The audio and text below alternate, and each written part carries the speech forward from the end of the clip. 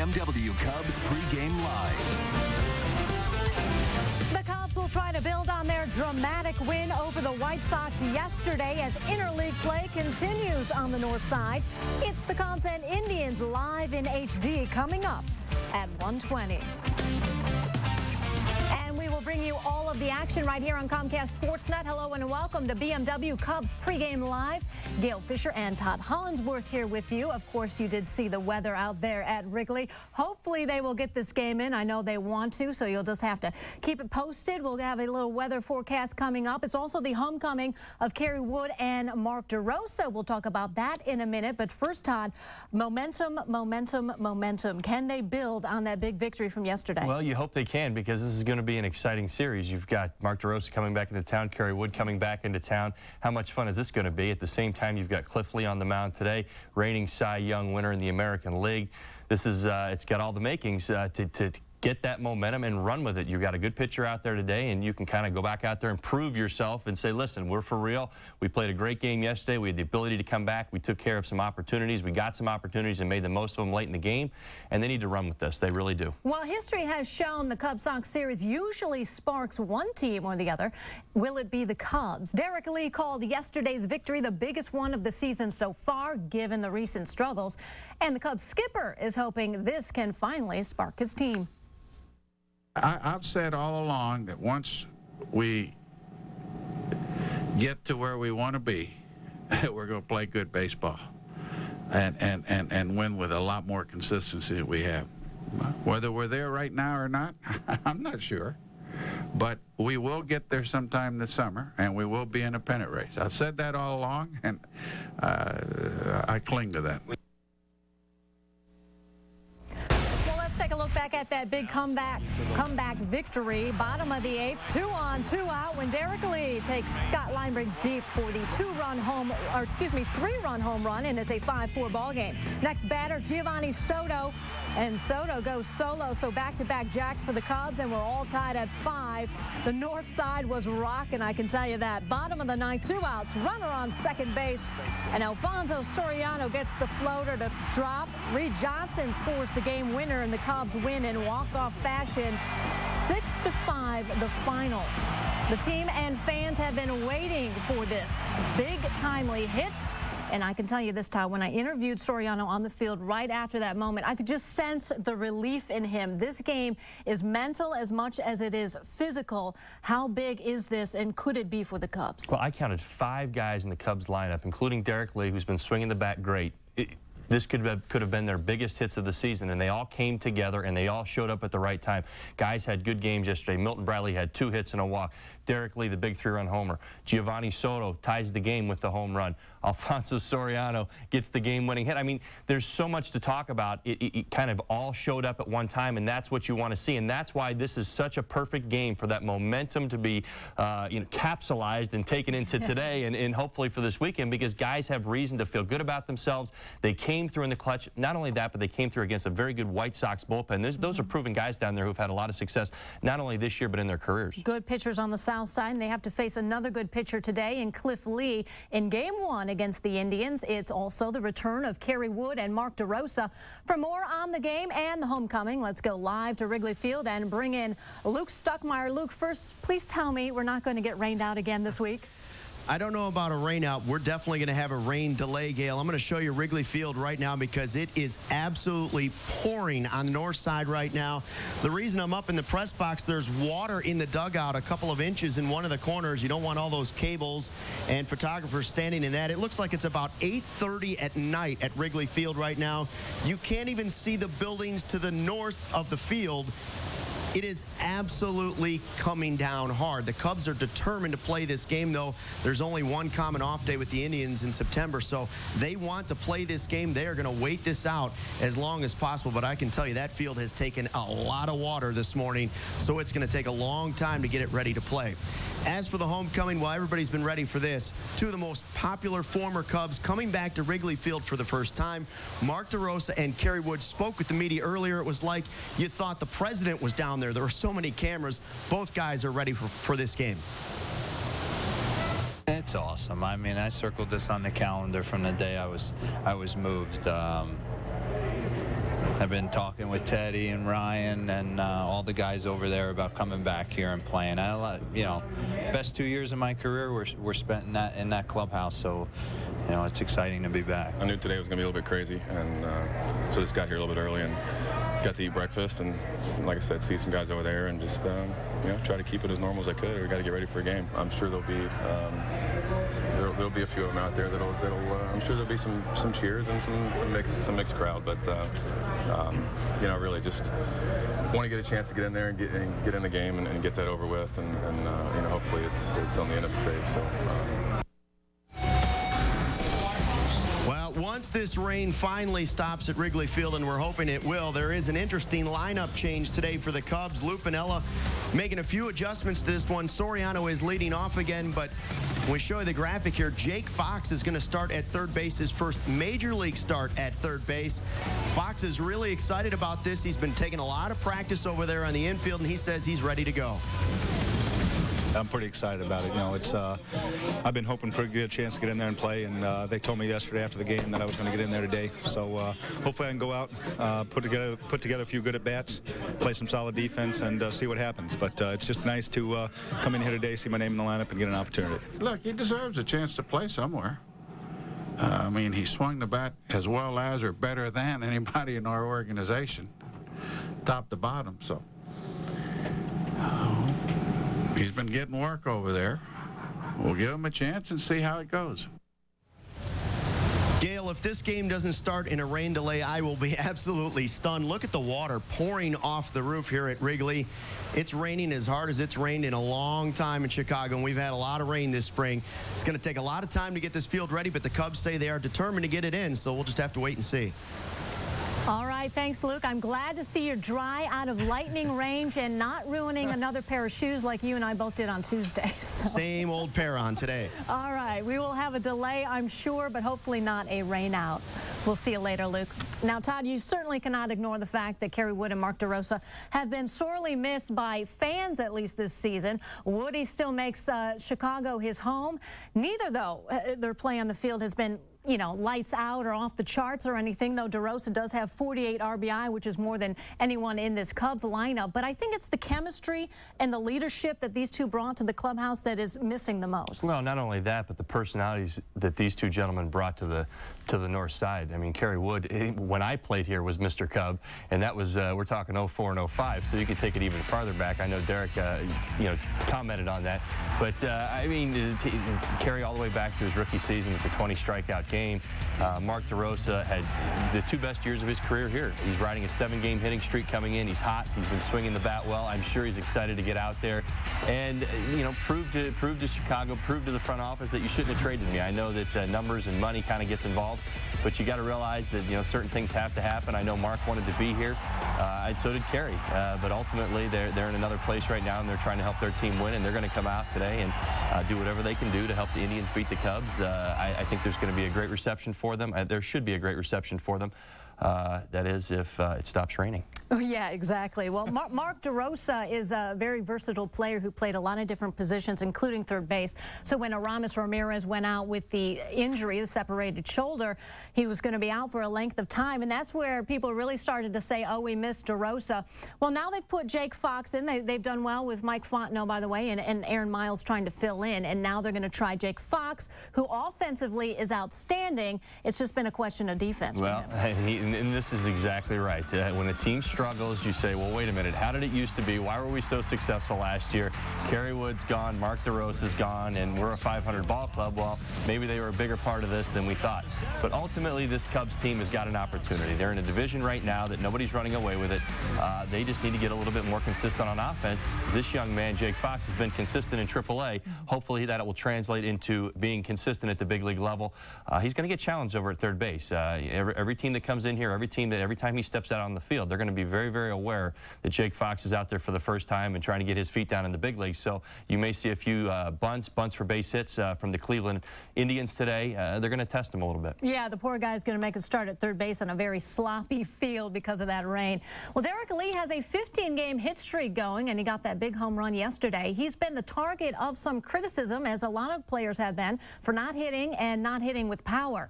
But D. Lee has been playing well lately. completely silencing those critics. As you look at his number, he's hitting .333 during this hit streak with 3 home runs and 12 RBI. Todd, we talked about some adjustments a week or two ago with Lee's swing, but you know what? He's a proven hitter. Was it just a matter of time? Well, all the criticism is going to roll off his back. He shows up every day to play, whether whether he's in the middle of a 46 home run season or he's having a slow start. Derrek shows up to play every day. I know that about him. I played with him. He comes out to play, but he is absolutely at his best when he's driving the ball up the middle the other way, when things are under control, and his leg kick is under control, and his timing is good, and you see it right there. He is so smooth, and he is in the middle of that right now. He is so confident. He is not letting bad at bats. You're going to have bad at bats during the course of the game. He's having, he had a few bad at bats yesterday, and he showed up in his fourth at bat and hits that big 3-run home run, and that certainly tells you that Derrek is confident. He is very self-assured right now, and he's feeling good at the plate. Well, a lot of rain at Wrigley means we're probably going to have a delay on the north side. The water coming down. We had to put Todd Hansworth under the dryer when he came in today. But we're just getting started here on the show, so stay with us. After the break, we'll talk a little pitching. The Cubs have one of the best rotations in baseball. Can Rich Harden continue that success today? We'll discuss it next. But as we head to break, here's a look at the National League ERA leaders. The Reds' Johnny Cueto leads the senior circuit with a 2.17 ERA. Dan Herron is second, followed by a pair of giants. The Cubs' Ted Lilly is ninth with a 2.94 ERA. BMW Cubs pregame live continues after this. Performance now is all about logic. That some cars cost as much as $1,500 to maintain is one thing. That others cost even more is quite another. That a BMW costs you nothing to maintain defies all logic whatsoever, and in turn makes it the most logical choice of all. Performance now is the 3 Series. Lease a BMW 328i for $349 a month until June 30th. You dream of one day being able to build something. And you have come to realize that it requires hard work, patience, practice, and skill. You might have what it takes to accomplish it. The Construction Management Program at ITT Technical Institute is designed to provide a foundation in construction management, construction techniques, and legal issues relating to the construction management field. The construction industry needs professionals with skills and knowledge in the management, technological, and economic aspects of construction projects. Building blocks were just the beginning. Take the next step toward reaching your goal. ITT Technical Institute's Construction Management Program, Education for the Future. To find out more, call 1-800-942-0088 or visit us on the web. Need tires? Then it's time to visit your neighborhood tire store. Cassidy Tire and Service with 15 Chicagoland locations. Cassidy Tire always offers low prices, friendly service, and state-of-the-art clean and family-friendly stores. Cassidy also offers the services your vehicle needs to keep it on the road longer. Come in now, buy 4 Continental tires and get a free GPS system. Family owned and operated for 4 generations, Cassidy Tire always has the right tire for your vehicle in stock and priced less. Visit CassidyTire.com for the location near you. With the economy being the way that it is, we need all the help we can get. Steak and Shake is great. You can afford it. It totally fits the budget. You don't have to worry about breaking bank. The food's easy on the pocketbook. But it's filling me up. I mean, look at me. You have a pocketbook? Pocketbook, checkbook. 4 meals under $4. Half-price happy hour. Kids eat free on the weekends. That's value you'll want to devour. Do you have a purse? I don't have a purse. Do you have a purse? No, I don't have a purse. I have a wallet. Steak and Shake. Life needs flavor.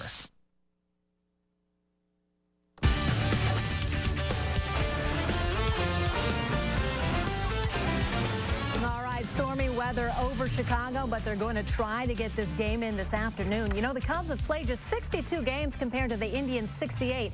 So that will tell you the Cubs, first of all, will be spending a lot of scheduled off days playing baseball. They've certainly had a lot of rainouts, and they have one Monday night in Atlanta.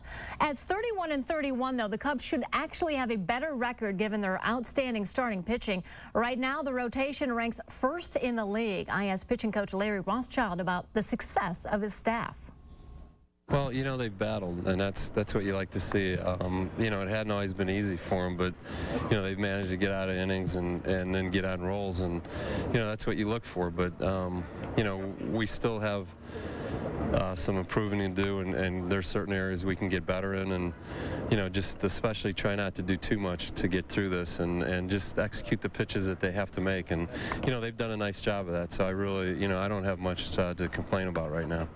Yeah, Larry, always the perfectionist, Larry Rothschild, saying they have some improving to do, Todd. They're ranked first in ERA, second in batting average, and first in opponents' hits, but 21st in wins. And the last Cubs starter to get a victory is Ted Lilly back on June 9th. And that's the shame of it all. You have a lot of wasted pitching. Well, that's, Larry, understatement right there. Holy cow. I mean, these guys have just been fantastic. Again, we in Chicago who watch this team on a daily basis know that score some runs. This club could be 10 games over 500 right now, but you can't worry about that. And really, I mean, you give some credit to the starting rotation and even that bullpen down there. You realize that, you know what, the offense has not been functioning on all cylinders. There's been injuries. Aramis Ramirez has been out. They haven't been scoring runs. But what ends up happening is that the bullpen has picked it up. The starting rotation has picked it up. And you hear Larry talk about that. I mean, these guys have battled. And what does that tell you? That's how a team works. It's how a baseball team works. You pick each other up and you find ways to do it. Now, it's been very glaring that there has not been enough offense. But at the same time, the starting pitching has kept this team in ball games day after day after day after day. And that's exactly what they needed to do. Well, today will be another pitcher's duel if we get to it, with Rich Harden on the mound for the Cubs. Cliff Lee goes for the Indians. Let's take a look at the starting matchup by the numbers. The Tribe ace is 4-6 on the year, but an ERA of 2.88 tells you he's been a hard luck guy for the struggling Indians. Harden is 4-3 on the season, coming off of a quality start his last time out, pitching 6 great innings, but had to take a 2-0 loss. And this was coming off the disabled list, so he had a pretty good outing, Todd, last Friday. And this is what you can expect and hope to see from Rich Harden. Well, Rich Harden, he brought his A game last time out, right? Like you said, right off the disabled list. I think this is going to be a good opportunity for him today. If there is a game today, these Cleveland hitters have not seen a lot of Rich Harden. He can come out, he can be aggressive, he can challenge these guys.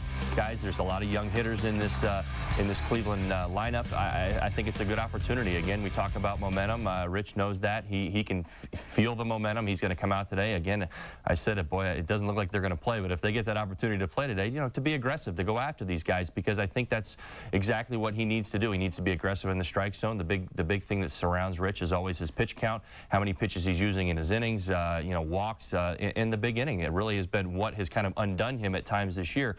But if he comes out and throws like he did last time and that momentum in the offense gets going, I think there's a great opportunity for this Cubs team to get a win today. Well, this being interleague play means Cliff Lee has not faced the Cubs much in his career, only one time prior to today, back in 2006. But he was lights out then, getting the win in a 7 2/3 effort. Todd, he's a Cy Young winner. You're going to expect him to be good. You saw his ERA. He should pitch for the Cubs, by the way, not getting wins with outstanding performances. Well, he has not gotten a lot of run support, but he is a very aggressive left-handed starting pitcher in the American League. And that really says an awful lot, because he plays in the American League with the designated hitter. But this young man, Cliff Lee, boy, he has been fantastic of late. He had a couple bumps in the road. His earned run average, it is what it is at 288 right now. And he had a couple rough starts at the beginning of the year.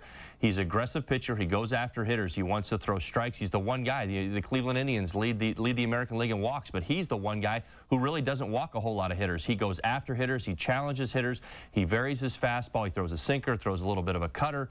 He works the fastball in, up and down, and he has got some of the best control that I have seen from a left-handed starter in the American League in quite some time. All right, well, after the break, we will get into the Indians' potent lineup. We'll discuss what Rich Harden can do to shut them down today.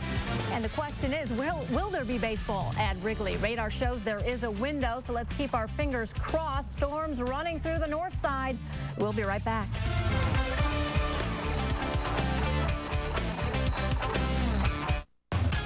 Cubs Pregame Live is brought to you by Verizon Wireless. Verizon, it's the network. For 3 days, days and 3 days only. Grossinger Toyota North Lincolnwood is dropping prices on their best sellers. 2009 Corolla LEs are now just $12,900 and 2009 Camry LEs only $16,900. These are only two examples of the huge savings you'll find on every Toyota in stock. Over 600 vehicles to choose from. Need credit? We can help you get approved and put you in a better car today. 2009 Corolla LEs $12,900. 2009 Camry LEs only $16,900. All offers end in just 3 days. Get to Grossinger Toyota North Lincolnwood and save. If ever you're not satisfied with one of our tires, please feel free to bring it back. Thank you. Discount Tire Company. Low prices, more choices. Discount Tire.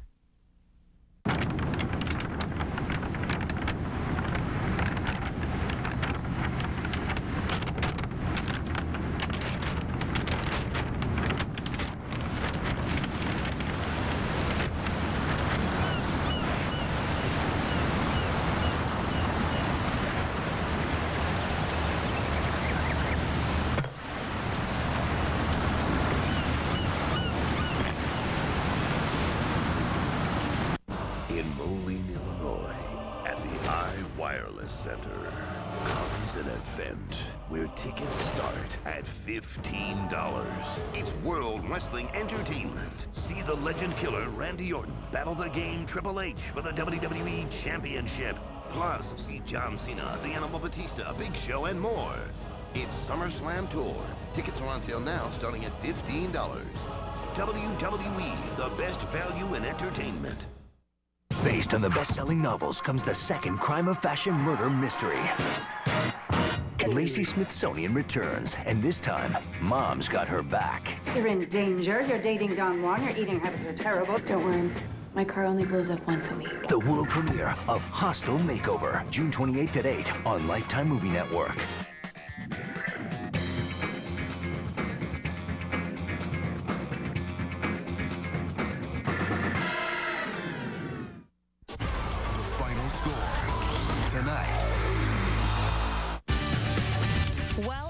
Raining at Wrigley Field right now and coming down pretty hard, but the Cubs and Indians are determined to get this game in, so you'll have to bear with us. Sure to be a rain delay for that 1:20 start. Welcome back to the show. Well, it hasn't been a great season for the Indians so far, who seem to be underachieving, I guess, much like the Cubs, although the Indians are worse off at 10 games below 500. Rich Harden will try to contain their starting lineup. Let's take a look at who Eric Wedge is sending out there today. Mark DeRosa, the former Cub, has been playing well. He's one of the better batting averages on this team. He's hitting second in the lineup. Victor Martinez and Shin-Soo Choo are a potent combination at 3 and 4. But after that, Todd, there's really not much to contend with in the bottom half of this lineup. The strength of this Cleveland Indians lineup right now is Mark DeRosa and Victor Martinez, Shin-Soo Choo as well. That's the core. Jamie Carroll has given them a spark at the top of the lineup. I know that, but there is definitely some young hitters in this lineup right now who are trying to get their feet down in the big leagues as well. At the same time, the sweet swinging Victor Martinez is having a fantastic year up there. He has been carrying this team offensively. I know Mark DeRosa is having a great year as well. He's definitely got it going after a slow start. So, I mean, Rich Harden, he's aware of these things. I mean, advanced scouting and the reports, he knows who he's going to, go after and who he's going to pitch around and where he's going to be maybe a little bit more aggressive inside that lineup. At the same time, Cliff Lee's now got a hit. You lose your DH and Travis Hafner, who is rebounding from some injuries. He's doing pretty well. I know he's come back. I know he's got 7 home runs in limited number of at-bats. So, they lose their big guy as well, just much like the White Sox lose Jim Thome. As you look at these lineups and various teams across the league, the numbers do seem to be down offensively. Is that because, as you mentioned in the commercial break, pitching is back? I mean, when Ted Lilly, who has a 2.94 ERA, ranks 9th, that means there's a lot of good pitching out there. Well, when I played in my era, there was an awful lot of offense, and a 3.3 was fantastic. That pretty much threw you in a top 5, and we were just talking. Ted Lilly at 2.9 is in 9th, and that really just tells you what's going on. I think that baseball is getting back to the game it used to be, hitting and running, moving guys over, sacrifice flies, sacrifice bunts, squeeze plays. You're starting to see a lot more of that. The home run has not disappeared. Guys can still do it. but just not as many. And you know, I don't know if you can attribute that to the PEDs or steroids and the era that was all surrounded. But yeah, I mean, you're seeing the translation. You know, people talk about being able to move out of that era, and why can't we put this all behind us? Well, I'll tell you right now, I'm completely convinced that it's already started on the field, because you're watching this. Those numbers don't lie that we saw earlier with the earned run averages. That certainly tells you that this game has cleaned itself up. I know that there's been a few instances, even this year, some big names out there who have made some mistakes, but at the same time, this game is changing. It's becoming the game of baseball again. And we're seeing it in both leagues, American and national. Rich Harden against Cliff Lee. Cubs and Indians, if and when they play baseball at Wrigley. We're ready to go. We'll be back with more, including Todd's keys to the game next. And now it's time for the Stay in the Game Hold of the Day, brought to you by Just for Men Hair Color. Here's a look at our Just for Men Hair Color Stay in the Game Hold spotlight. Carlos Marmol leads the Cubs with 12 holds. That's tied for the second most in the National League behind the Giants' Jeremy Affeldt. And Marmol has been stuck on 12 for quite a while, so he's not earned one in just about 2 weeks. Just as these middle relievers keep their team in the game, you too can stay in the game with Just for Men Hair Color.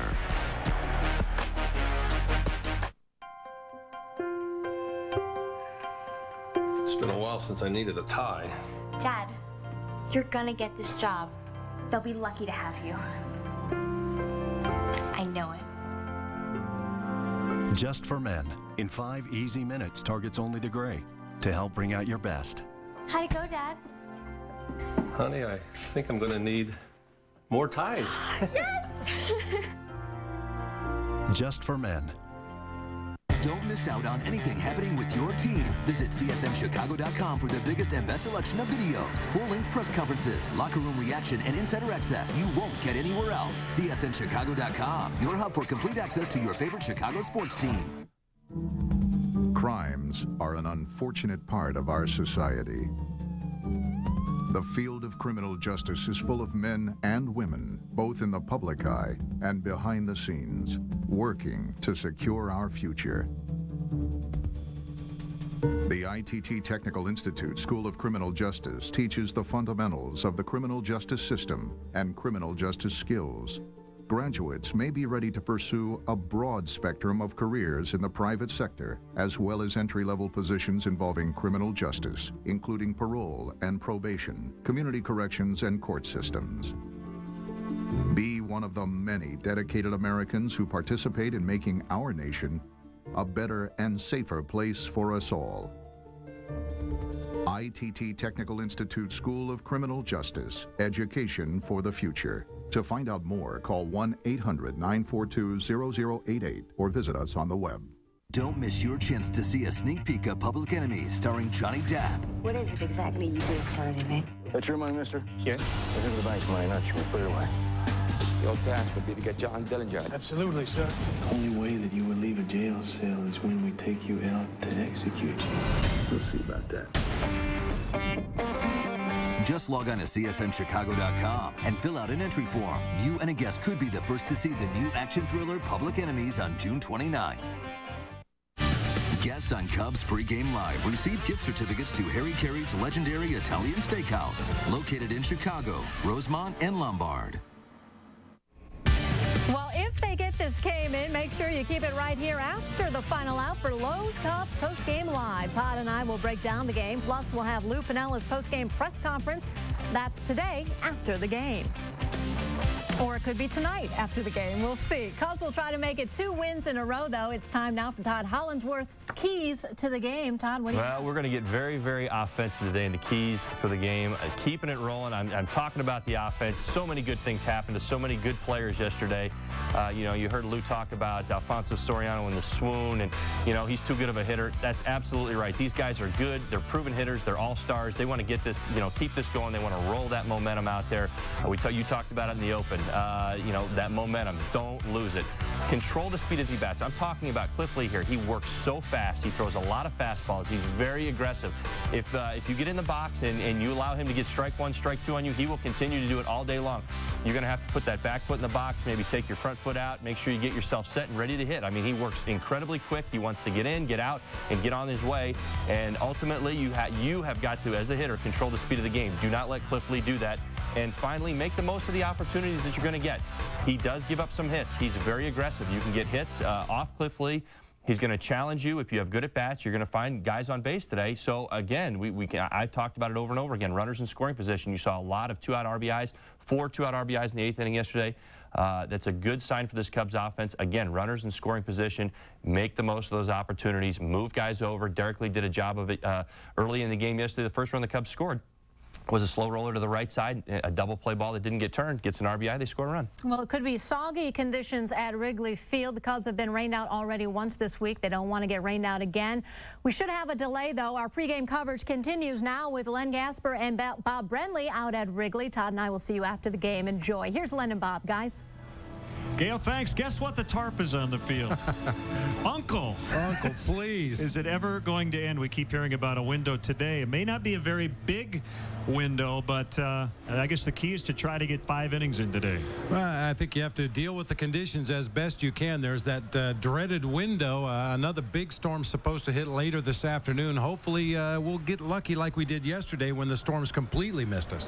The starting pitchers today, I mean, this is a matchup a lot of people want to see. Cliff Lee, a left-hander who won the American League Cy Young last year for the Indians, and Rich Harden for the Cubs. We don't know what the wind's going to be doing when we start, but it's going to be tough to pile up some hits today. Yeah, both of these guys miss bats consistently. Cliff Lee coming off a real good outing against the St. Louis Cardinals, a complete game. Had a no-hitter going for 8 innings in that ball game. He is definitely one of the quality lefties in baseball. Let's go back to yesterday, one of the classic games in the history of the White Sox and the Cubs, as the Cubs were looking for a split.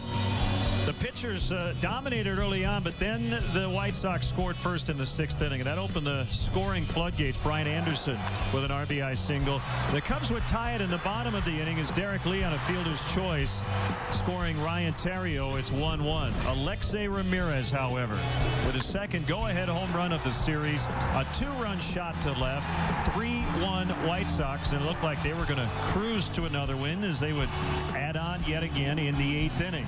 Tough day for Carlos Marmol. Hasn't pitched a whole lot lately. He gave up a couple of runs in 2/3 of an inning. Chris Getz with his 3rd RBI extra base hit into the right field corner of the series. Konerko scoring, and then Gordon Beckham with a single the other way.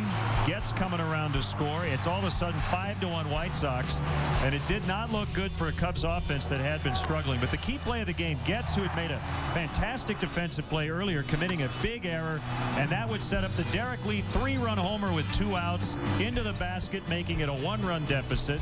Giovanni Soto would follow that up with a game-tying home run off Scott Linebrink. All 4 runs unearned. Cubs right back to even at 5-5, and then in the 9th inning, Cubs fans hoping Alfonso Soriano could come through, and Bob, he did, and man, did he and this team need it. Well, they absolutely needed. A lot of good things happened in that ball game. It's great to see the power, not only 1 home run, but back-to-back home runs, and then Soriano, who's been struggling mightily, coming up with that big game-winning hit. Derrek Lee with a 15-game hitting streak. He has now reached base in 25 straight games, and Alfonso Soriano with the game-winning RBI. Cubs win 6-5. And they are back to 500. So we wait. It is raining, but when we do have baseball, the big story today, Mark DeRosa and Kerry Wood are back here at Wrigley Field, but they're wearing enemy colors. And Luke Stuckmeyer with all the comments from the former Cubs. Let me tell you, a lot of media down there this morning. They were packed in around that visitors clubhouse. Let's talk about Mark DeRosa. First of all, Mark DeRosa is playing great baseball for the Indians. Of course, there's been plenty of trade rumors. He's hitting .280, 13 homers, 48 RBI, and those 48 RBI tied for 8th in the American League right now. Here's what D-Row had to say about coming back to Wrigley. Haven't been outside yet, but it's awesome. I mean, I circled this on the calendar from the day I was moved. I've been talking with Teddy and Ryan and all the guys over there about coming back here and playing. Best 2 years of my career were spent in that clubhouse, so it's exciting to be back. Any bitter feelings at all? No, I don't have any bitter feelings. It was out of my control. I didn't agree with the trade at the time, and it was because I felt like I had, made a nice. I'd become really comfortable being on this team and playing in front of the fans, and we had an awesome group of guys over there. But I'm part of this organization now, and committed myself fully to that. I can't think of a day that goes by that they said if you weren't back here, that things would be different for the Cubs. I take it as a compliment. I don't know. Who's to say what I'd be doing if I was playing on the team? I just know that what we had the last year was something really special, and we didn't show up in the postseason, and I know changes need to be made and justified, but at the same time, 97 wins is a lot of wins, and not only that, the characters that we had in that clubhouse, we really cared about each other, and being in the league 9 years.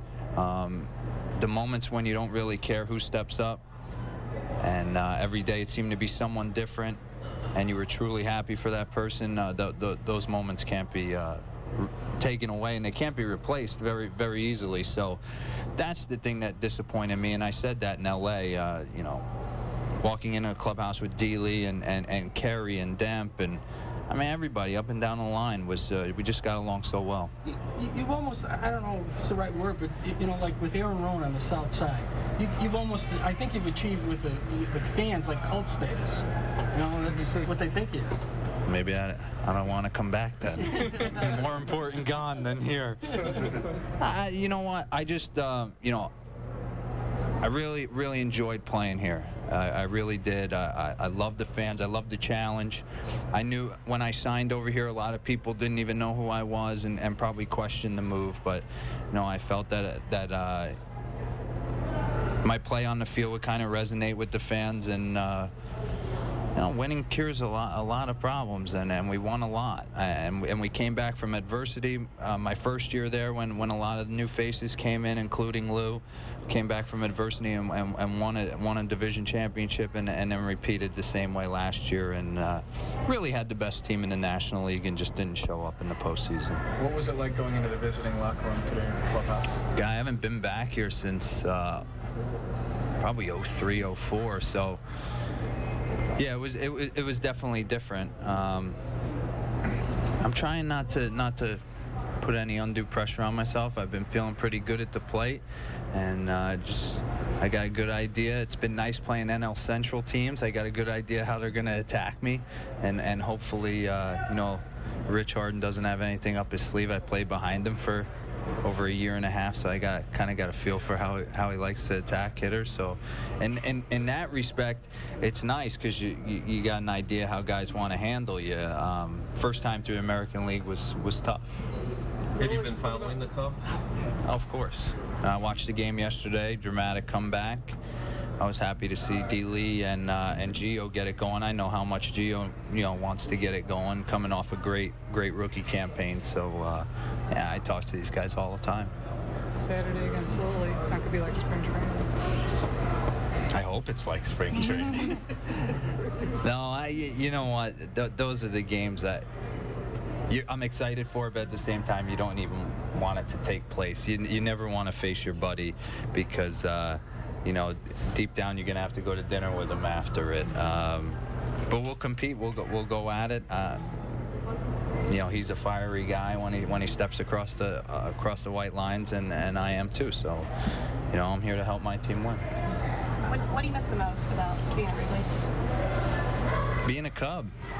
It's a special. I hope the guys in the clubhouse, and I know they do. They don't take it for granted because it's truly.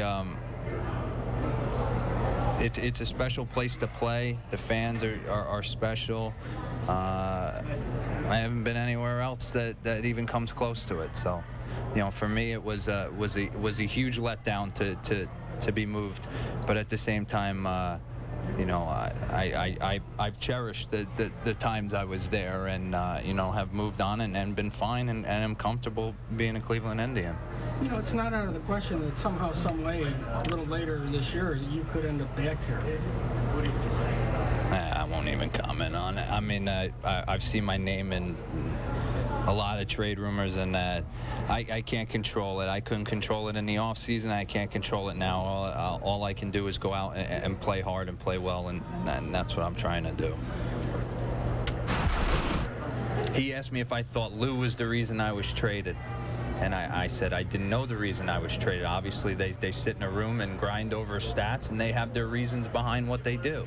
And for whatever he took from that, it became to where I read the article that me and Lou had a rift. There was never one moment in our 2 years that me and Lou didn't see eye to eye. His door is always open. He speaks honest, beyond honest to you, and we had a great relationship.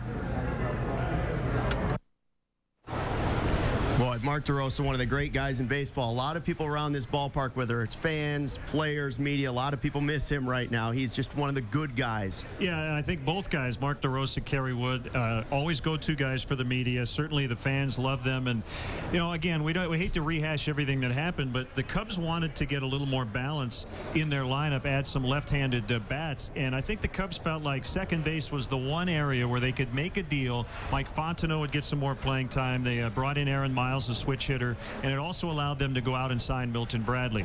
We're not even halfway through the season, Luke, so I think until we get through 2009 and maybe even beyond, that's when you really can determine whether or not it was the right move for the Cubs. But obviously Mark having a great year, everybody feels good about that, but they don't want him to have a good weekend this weekend. He has become an icon around Wrigleyville. I love the part where he says, you know what, maybe I don't want to come back. I'm bigger than I was when I was here.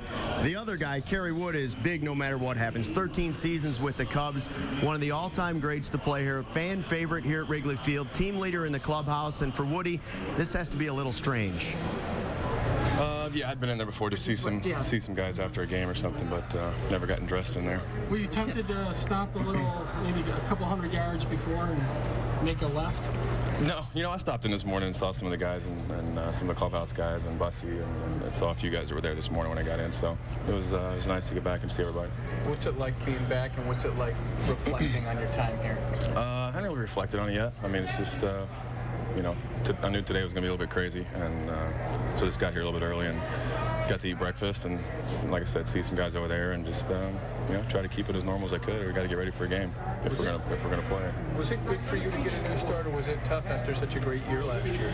It was tough. I mean, it was just anytime you move teams, you know, you got to get the first time for me doing it, so got to learn a whole bunch of new faces and get used to the staff and get to know everybody. So you know, it was, but this organization's been great to me. They've welcomed me, and you know, we got off to a bit of a slow start, but we've been playing a little bit better as of late, and you know, just again, just getting going. And the more time you spend with guys, the more time you're on the road, and you're spending you know, with your teammates and your staff, you get to know each other better, and you know, hopefully we start playing a little bit better. Was it disappointing that the Cubs didn't give you the same offer that Cleveland gave you?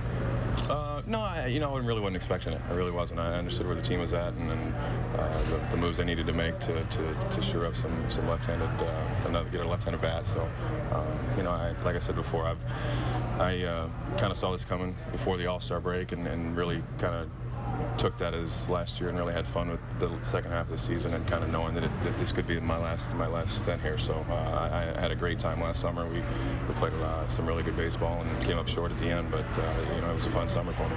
Kerry, you know these fans better than so many guys. What do you expect? I mean, it seemed like Pragmatic's return. What do you expect to see? You know, I don't have any expectations really on it, because you never know. You never know what's going to happen. But you know, I'm sure there'll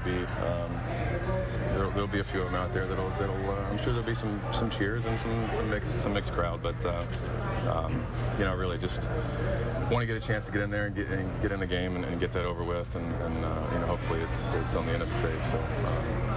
What do you miss the most? The atmosphere. I mean, the atmosphere. We're going to see these guys here. My teammates now are going to come in and probably get to play in the best atmosphere you can find is weekend series at Wrigley. So, I think we're all looking forward to it, and again, hopefully we're coming out on the better end of that at the end of the weekend. You spend such a long time here. Do you pay attention to what's going on with the club since you left? I really haven't. You check a highlight here and there, but I really haven't. I mean, we've got enough of our own problems going on for me to worry about what these guys are doing. So, you try to keep track when Demp and Teddy and then Z pitch. Those guys kind of see everybody's doing, but I really haven't been following a whole lot. When you get on the mound, are you going to have to check your emotions so you don't, because obviously you want to do well against your old team. Are you just going to be go out there and do what you need to do? I'm going to go do my job. I mean, I'm sure it's depending on what's going on at the time. Hopefully, if it's a safe situation, I got to go out and do my job. So I can reflect on it when it's over. But for me, it's another game and another chance to get out there and do what I have to do. It had to be weird driving over there. It's a little weird. Yeah. Just we actually was coming in, and Sarah was like, we've made this drive a lot. The same road. She's like, you drive this road every time. I'm like, yeah, I drove it for almost 10 years. Really, same way to the road. So it was same way to the field. So it was it was nice. It's nice to get back. You think it's easier to pitch against old friends, or is it tougher because they have the scouting report on you? It's a mixed bag. I mean, they know what you're going to do. You think you know how to get them out. So. I've had some success against past teammates, and some teammates have had success against me. So, you're going to try to eliminate it, but it's going to be different pitching against the pinstripes for sure. Yeah, absolutely. When this happens after so many years with the team, and then you go to another team, does it help you put what your career has been in perspective at all to you, or do you wait until maybe when you retire and go back? Well, hopefully I think I got a lot of years left, so I don't want to start putting it all in perspective just yet. I think I was fortunate enough to play in this city for 10 years, and now I'm fortunate to go to another city and continue my career and hopefully do some great things there. So, it's a big part of my career. It's the majority of my career, but again, I don't think my career's over, and I don't know really what's ahead. Gary, over here. Hey, Bruce. How do you gauge your feelings when you see the team struggling? Now that you're not there, do you like when they lose? Do you like when they lose? No, you don't want to see them lose. I'm glad I'm over there dealing with you guys. But you definitely want those guys to have success and do well. And again, they've been struggling a little bit, and like I said, we've had our struggles here, so I haven't paid a whole lot of attention to it. But hopefully, we can catch them. And I know they came back last night and got a big win against the Sox, so hopefully that their momentum won't carry over for the rest of the series here. Are expectations too big in this town for that team? I think at times it can be, but it is what it is. I mean, this is where you play. The fans want a championship. The city deserves one, and especially in the last couple of years, you feel like the teams that they put together the last few years, you've got a legitimate chance to go out and win a world championship. So the excitement is there, and I think the expectations go up with that. So I think it's to be expected. What about your thoughts on the Sosa news that came out this week? I got no thoughts on it. Well, a lot of fans going to welcome back Kerry Wood and Mark DeRosa. Of course, Kerry Wood took out that full-page ad, Bob Brenly, in the paper where he said, you know what, I'm a member of a new tribe, but I'll always be a Chicagoan, and I know he really does feel that way. You could tell it this morning. Yeah, there's no question about it. I mean, it seems like Chicago Cubs baseball fans, they gravitate towards those team guys. And Kerry Wood was the ultimate teammate. If you talk to all the guys that he played with in his time here in Chicago, I'm sure you'd get the same reaction from his Indian teammates now in that first base clubhouse. They love the guy because he always puts the team ahead of his own individual numbers, and it's tough not to like a guy like that. I think he might be a little uncomfortable on the mound when he comes in and gets a big standing ovation at some point in this series. Hopefully we're going to have Baseball Lens coming back, and they are taking the tarp off the field here at Wrigley Field. More pregame coming up as they get this field ready for the Cubs and Indians on Comcast Sportsnet.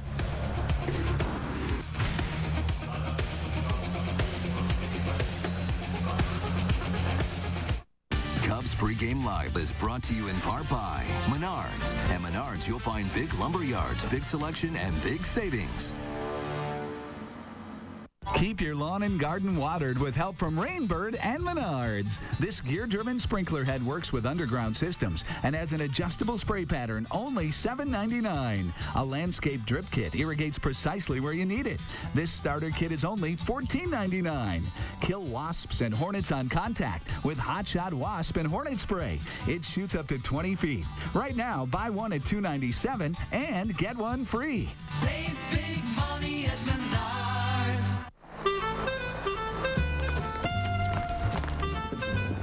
Yeah, you know the spot. Right away, sir.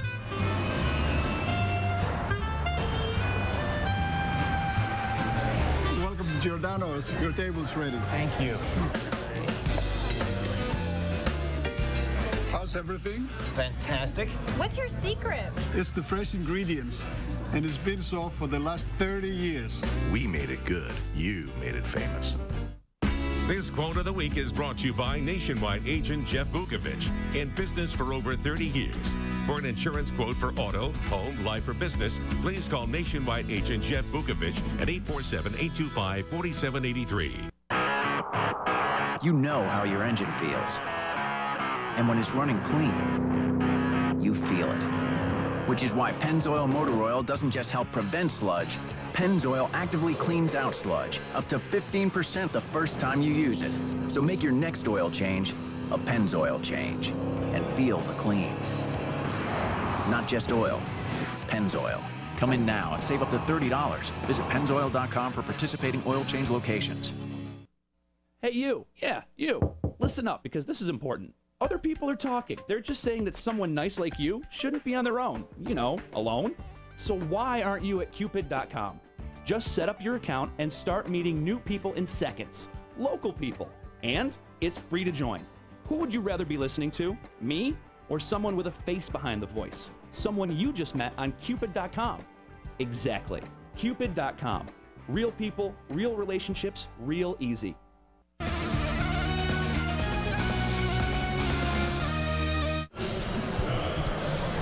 The Cubs have already had 4 rainouts this season. 3 have come here at Wrigley Field, including one a few days ago against the White Sox. We are going to play baseball today. Sounds like that window we've been hearing about is opening right now as they squeegee the outfield. The warning track's very wet.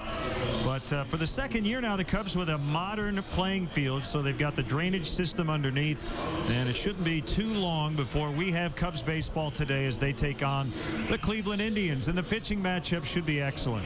Left-hander Cliff Lee is under 500, but so his ERA is under 3, so he should be better than his record indicates. And Rich Harden, second start off the DL, looked really good his last time out. Surprisingly good, Len. We thought there may be some signs of rust for Rich Harden in his first outing off the disabled list, but he was really good against the Twins in his first start. And if anybody can sympathize with the Cubs pitchers and their lack of success, at least statistically, it would be Cliff Lee. He has pitched outstanding baseball this year. Only 4 victories to show for it. 4-6 with a .288. He won 22 games last year. He's already lost twice as many games as he lost all of 2008. So Lee and Harden on the mound today, and we'll have more as we continue from a rainy Wrigley Field.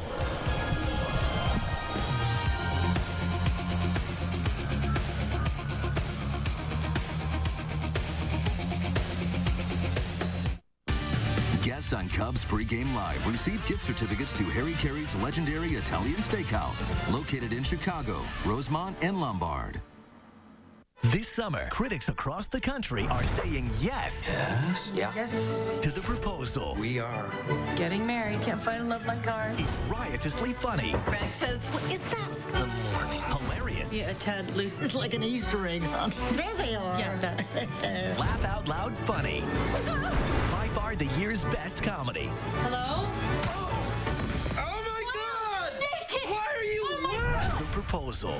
So naked. Rated PG-13. How much sugar is in these energy drinks? Let's find out. While waiting, you should know. 5-Hour Energy contains 0 sugar and only 4 calories. Its blend of B vitamins and amino acids can help you feel awake, alert, and productive for hours without the crash or jitters. The answer is 12. Over 12 teaspoons of sugar and 200 calories in these energy drinks. 0 sugar and 4 calories in 5-Hour Energy. There's a reason people choose 5-Hour Energy 2.5 million times a week. 5-Hour Energy. Hours of energy now, no crash later. If ever you're not satisfied with one of our tires, please feel free to bring it back. Thank you. Discount Tire Company. Low prices, more choices. Discount Tire.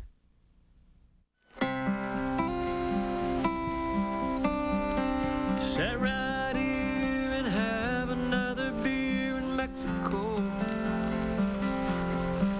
Let the warm air melt these blues away.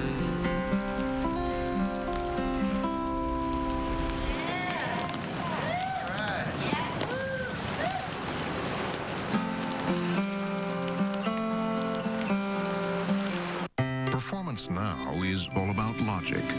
That some cars cost as much as $1,500 to maintain is one thing. That others cost even more is quite another.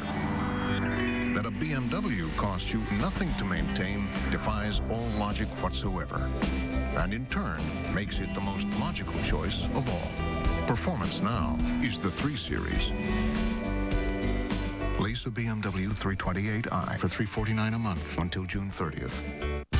Cubs Pregame Live is brought to you by your Chicagoland and Northwest Indiana area BMW dealers. BMW, the ultimate driving machine.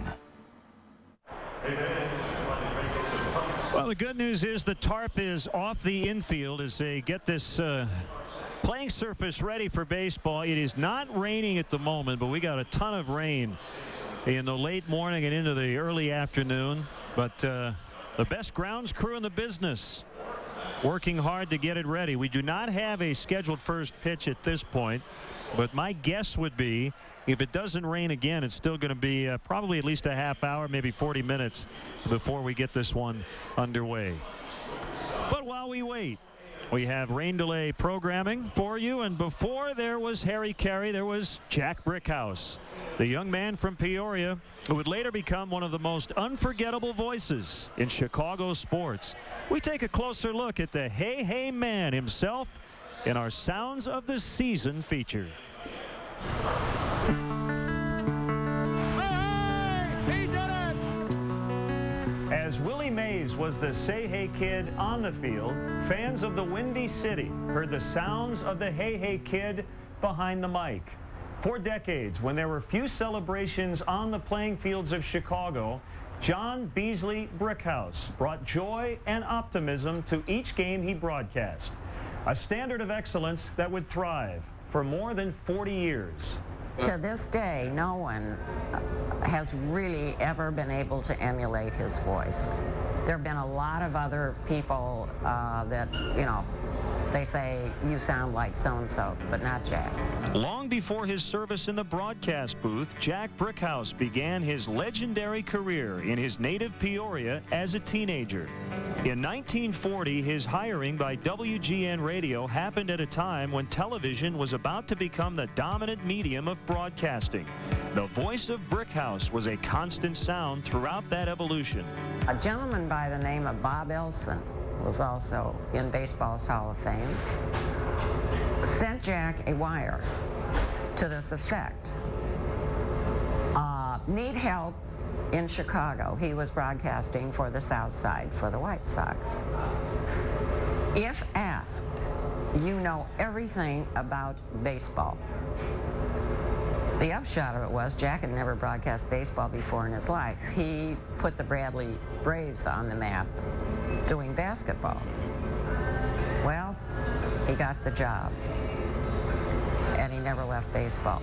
And he never left Chicago. I think growing up in a sort of a vaudeville age in Peoria and understanding what that meant and what it meant to be a radio broadcaster and really have to illustrate and explain in detail to people what was going on and sort of then cutting his teeth into television. Aparicio has a step on second, throws to first. The ball game's over. The White Sox are the champions of 1959. A 40-year wait has now ended. The White Sox have won it. The White Sox have won it. His excitement was infectious and the soundtrack for some historical times. And while Brickhouse called the action for World Series games, he was never able to do so for the team closest to his heart. Some of my earliest memories as a child, sitting on my dad's lap in front of the TV, watching Jack Brickhouse, the hey hey call, Ernie Banks, Ron Santo, Billy Williams, those kind of guys. It was special. I mean, he had a unique way of capturing it all. Even though it was on TV, you could see it. It was like a radio broadcast on TV. Jack taught us as children watching WGN and Cub games, taught us baseball and taught us the nuances of being a Cubs fan, because if you recall back then, the Cubs generally weren't very competitive. There were years they were, but most of the time they weren't. He taught you what it meant to watch Ernie Banks' fingers on the bat and the nuances of the game. So even if the team wasn't performing as well as they should, there were still a lot of reasons to be a Cub fan, and Jack, that's what made Jack one of the greatest broadcasters in history, because he helped sell beautiful Wrigley Field. He helped sell Cub baseball decade after decade when there was a drought. And the Bears battling for the championship. Back goes Wade. He waits. He throws a lob pass. It is caught by Ditka. Right near the flag. Touchdown! Touchdown! Hey! Another crown jewel on the Brickhouse resume, 24 seasons of Chicago Bears football. He and radio partner Irv Kupcinet spent their Sundays with the Bears from the Wrigley Field 50s to the Soldier Field 70s. In 1954, he did a World Series game on a Saturday, flew back and did the Packer game against the Bears on Sunday, and flew back and did a World Series game on Monday. He was just unbelievable. And one of his best-known voices was when Willie Mays made the catch in the 54 World Series. That's Jack Brickhouse doing the call.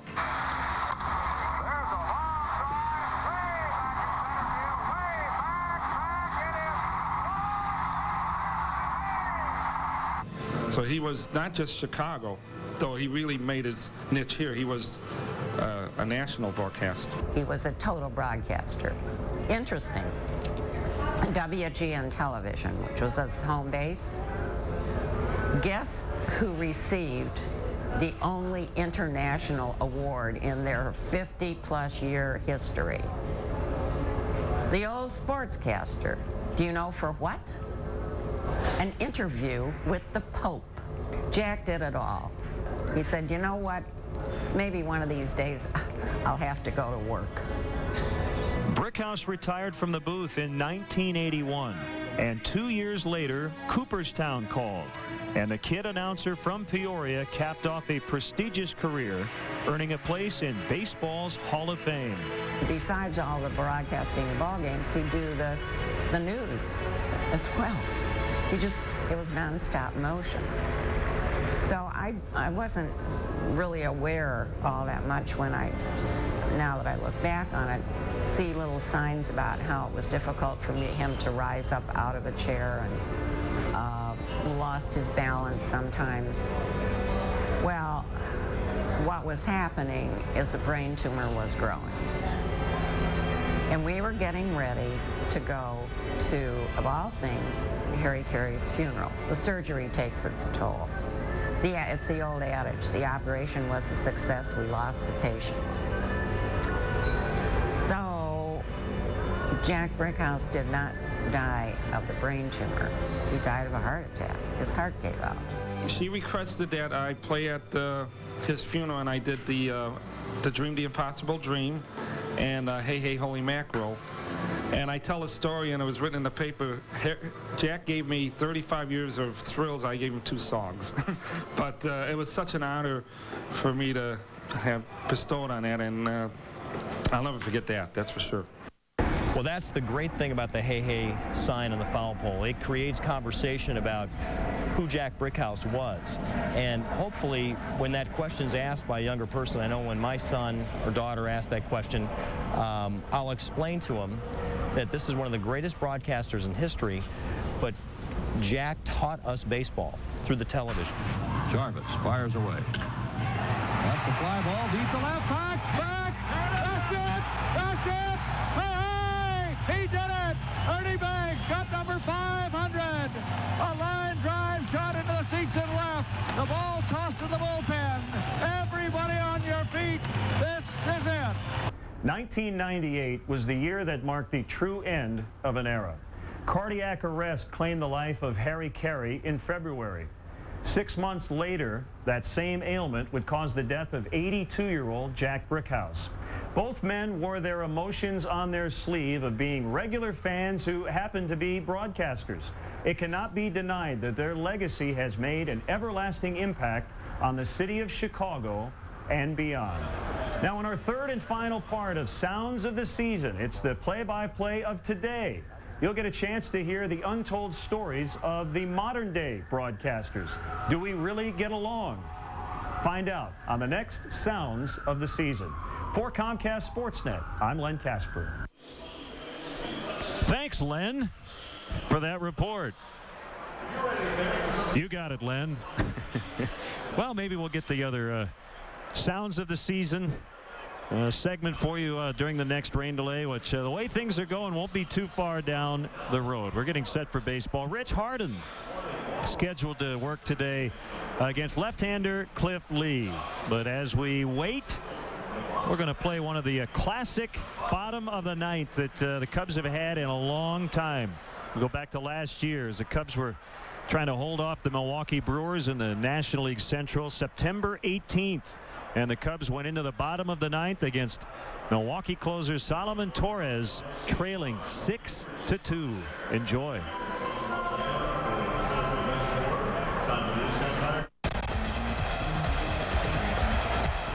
Solomon Torres trying to get the final 3 outs. He did last night. He gave up a run on 2 hits.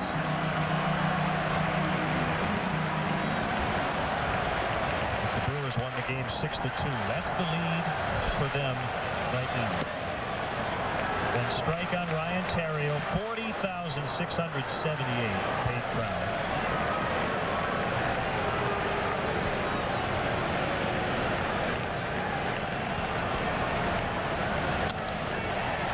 Hardy will catch it.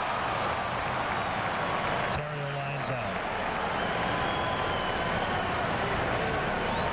To the game, stick around for Lowe's Cubs post-game live. Get highlights of all the action, analysis from Todd Hollandsworth. Plus check in on Lou Pinella's post-game remarks. Don't miss Lowe's Cubs post-game live immediately following the game right here on Comcast Sportsnet, fans' best friend.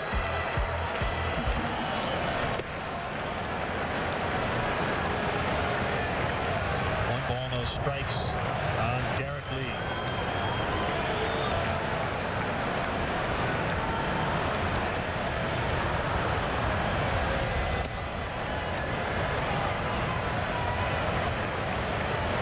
Producer today, Pete Tolman. Bob Albrecht on assignment. Director Dave Turner. Mark Brady, our associate producer. Andrew Anderson, a couple of days off. The executive producer, Cubs baseball here on Comcast Sportsnet, Jim Corno Jr.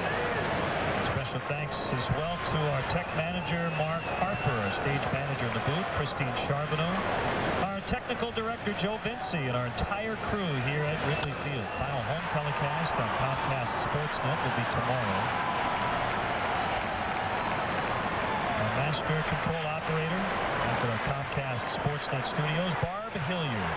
2 outs in the bottom of the ninth.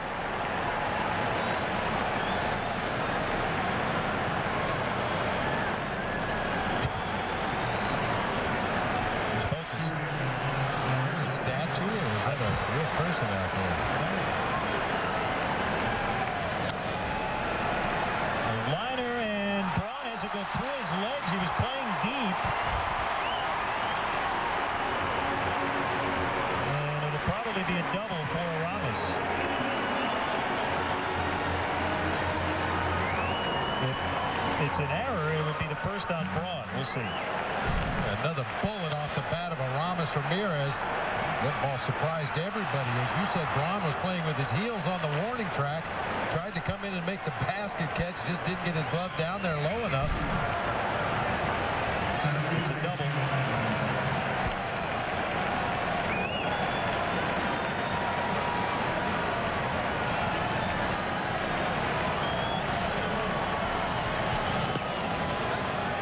Ball strike on Edmonds.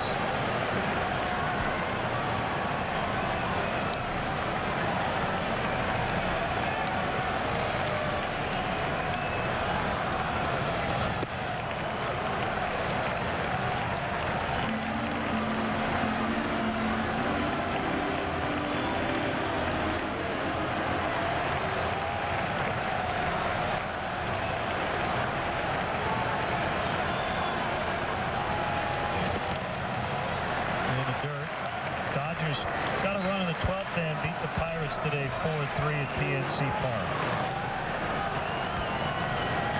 LA leading the West by 4 games. Diamondbacks played better as of late. There's a 3 straight. They'll host the Giants tonight. Lincecum and Randy Johnson. There's a base hit. Ramirez is going to score. 6-3.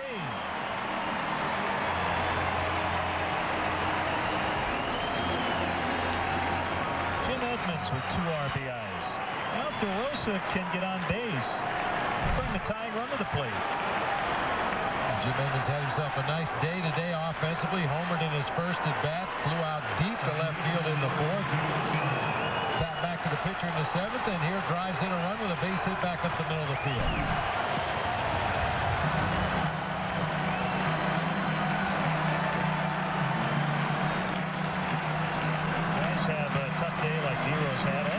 Another chance at redemption.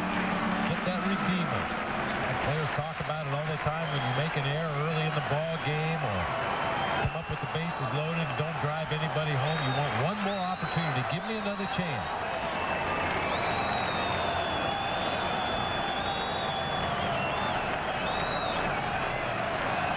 Edmonds is going to take off right center field. That's going to split the gap. And a tying run will come to the plate. This spot, you think about a couple of things. Not only the broad play out in left, but Bob, I think you go back to the top of the 9th when the Brewers definitely ran into 1 out, but that aggressive send by Garth Orge, he had an out at the plate and an out at third as they were trying to tack on. This piece of hitting by DeRosa pulls his hands in close to his body to shoot that ball into the gap in right center on a pitch that was on the inside corner of the plate. Edmonds goes first to third. Reason for optimism here for the Cubs fans with 2 outs in the bottom of the 9th. I mean, the Brewers had their foot on the Cubs' throat in the top of this inning.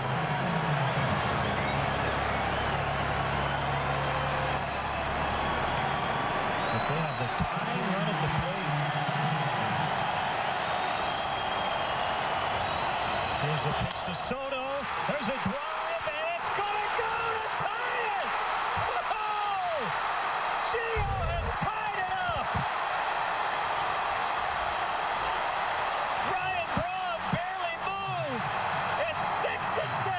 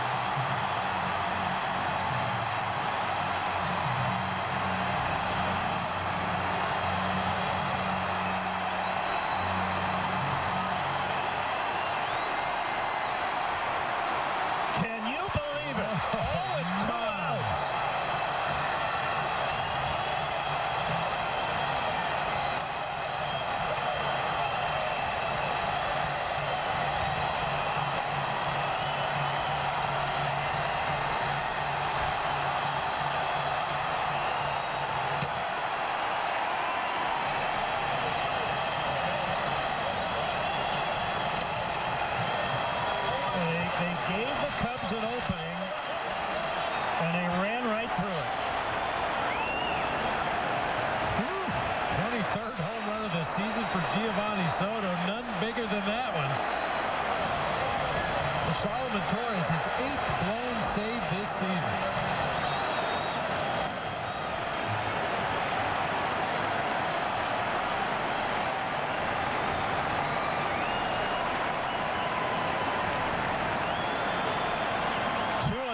Fukudome. 2-1. A tie ball game. From pitch tracker. Oh my. Giovanni Soto had to ask for a pitch. That's where he would want it. Bouncer up the middle. Hardy will play it. We're going to go to extras.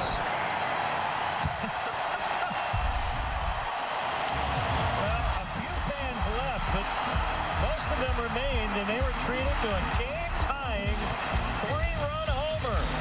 6-6. CSNChicago.com is giving you exclusive access to your favorite Chicago sports team with blogs, expert analysis, special behind-the-scenes videos, and more. All from your favorite Comcast Sportsnet personalities. Only on CSNChicago.com, a fan's best friend online. How much sugar is in these energy drinks? Let's find out. While waiting, you should know. 5-Hour Energy contains 0 sugar and only 4 calories. Its blend of B vitamins and amino acids can help you feel awake, alert, and productive for hours without the crash or jitters. The answer is 12. Over 12 teaspoons of sugar and 200 calories in these energy drinks. 0 sugar and 4 calories in 5-Hour Energy. There's a reason people choose 5-Hour Energy 2.5 million times a week. 5-Hour Energy. Hours of energy now, no crash later. See, my family and I, we always wear the exact same shirt we wore the very first time we came to a Sox game. It's a family tradition. Here you go, Dad. Thanks.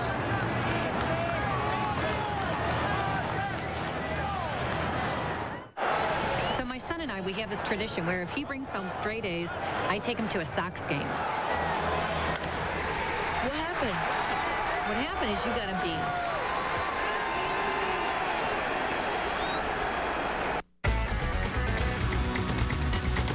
David Kaplan. Friday on Chicago Tribune Live. Interleague play continues. We'll preview the Sox-Red showdown at 6:00 and recap former Cubs Mark DeRosa and Kerry Wood's return to Wrigley. That plus golf, all coming up Friday at 5:30. Welcome to Extra Innings, presented by Chevy.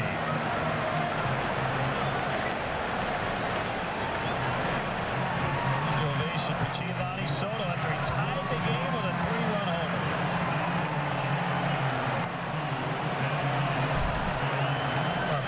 Going downtown, home run replayer, the game tire, 23rd home run of the season for Giovanni Soto. The 3 RBIs gives him 86 on the year. Just absolutely crushed to left field. As you mentioned, Ryan Braun never moved out of his tracks out there in left field. Just watched that ball fly well up into the bleachers. He could have done a curtain call on his curtain call. They refused to sit down even after the curtain call.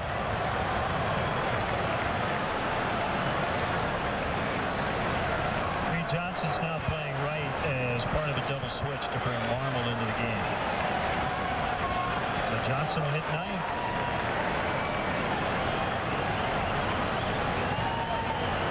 Excellent numbers for Carlos.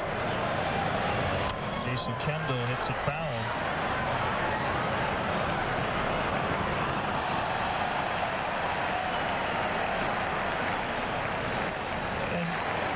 Let's not forget Gio throwing out Corey Hart. That was a big 9th for Soto. DeRosa backhands. That's Kendall. Let's say DeRosa redeemed himself. All those hits came with 2 outs in the bottom of the 9th. If anybody had made it out, the game would have ended.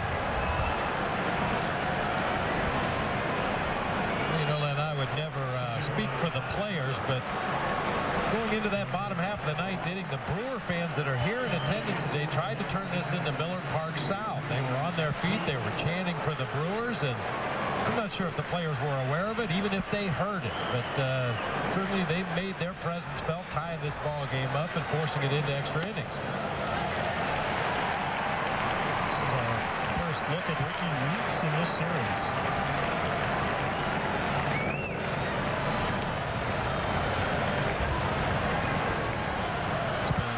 Exclusively at second.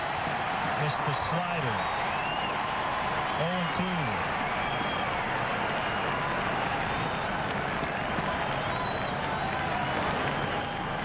Seth McClung throwing for Milwaukee.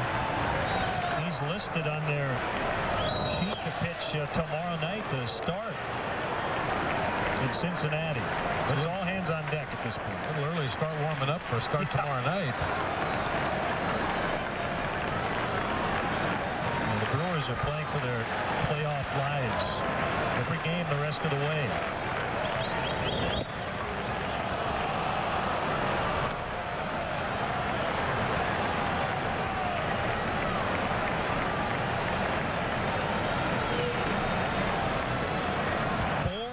Cubs with 2 outs in the bottom of the 9th to send it to extras.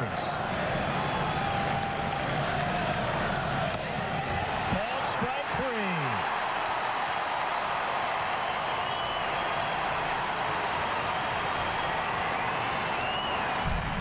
Just absolutely locks up Ricky Weeks on a slider right in the middle of the plate.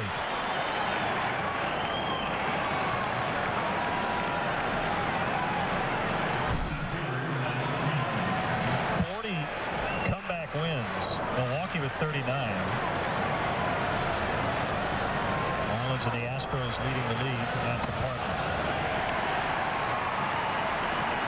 I was talking with Marmol before the game. I said, do you want to have fun with Carlos Zambrano and say, no hitter, huh?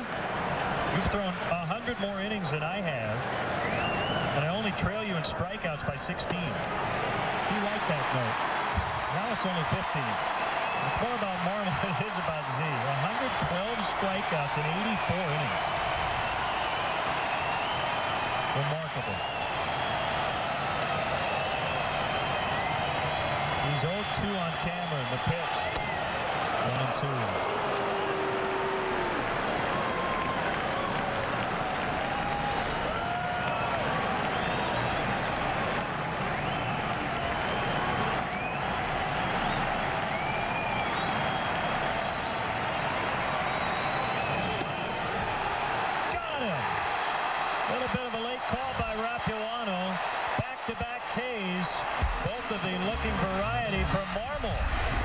So the Cubs now with a chance to win it in the bottom of the 10th in a 6-6 tie.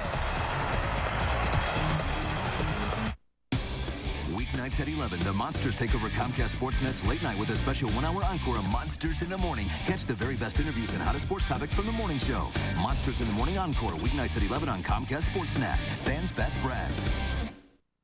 How much sugar is in these energy drinks? Let's find out. While waiting, you should know. 5-Hour Energy contains 0 sugar and only 4 calories. Its blend of B vitamins and amino acids can help you feel awake, alert, and productive for hours without the crash or jitters.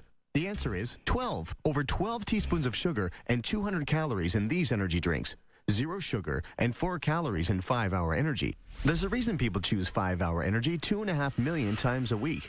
5-Hour Energy. Hours of energy now, no crash later. On Sunday, August 9th, minor league excitement is back in the 2nd annual Road to Wrigley, presented by National City, now part of PNC. Get ready for a day of action featuring the wacky superstars and fan interaction. Kids under 14 will get a chance to run the bases after the game. Tickets starting at just $5. Order today at Cubs.com. Are you going to the game or looking for a place to watch it? The Captain Morgan Club on Addison and Sheffield is calling your name. Open year-round with 30 flat-screen TVs and an outdoor patio. Come to the Captain Morgan Club to watch the Cubs and every sporting event. Tickets or no tickets, we're calling all captains. After every Cubs game, only one show in Chicago brings you immediate interviews and press conferences from the ballpark. Lowe's Cubs Postgame Live. Plus, Major League veteran Todd Hollandsworth looks beyond the box score with the best analysis in town. Lowe's Cubs Postgame Live. After every game on Comcast Sportsnet. Let's go back to Carlos Marmol's final pitch at the top of the 10th. Hard slider starts on the outer third of the plate, just dips off the outside corner, but we've seen Ed Rapuano call that pitch that's maybe an inch or two off the outside corner all day long.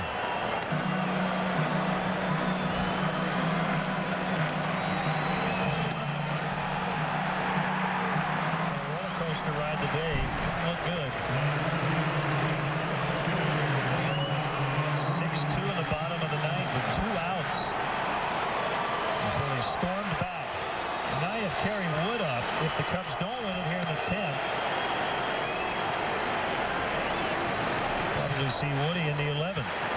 That's the thing for the Brewers. They get to extras, and now they have to face Marmol and Wood.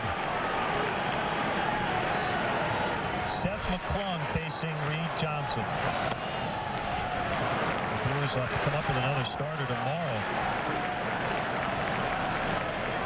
Might be Manny Parra because he was put in the pen and hasn't pitched in relief. And again, Dale Swaim's not concerned about tomorrow night in Cincinnati. 1 ball, 1 strike on Reed Johnson. This is his first at bat.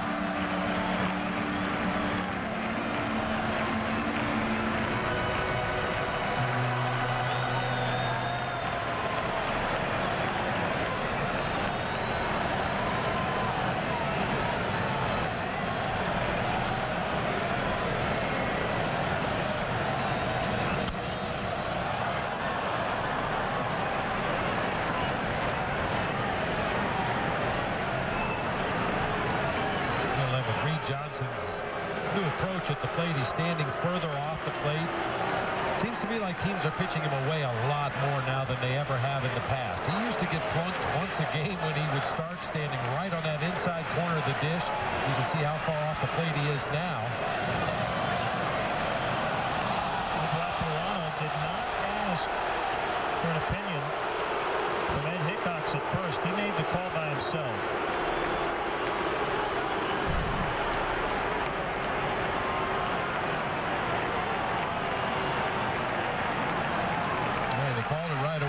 I'm still not a big fan of that. I think you've got 4 sets of eyes out there on the field. Why not use all of them? I think Reed Johnson had a legitimate gripe there.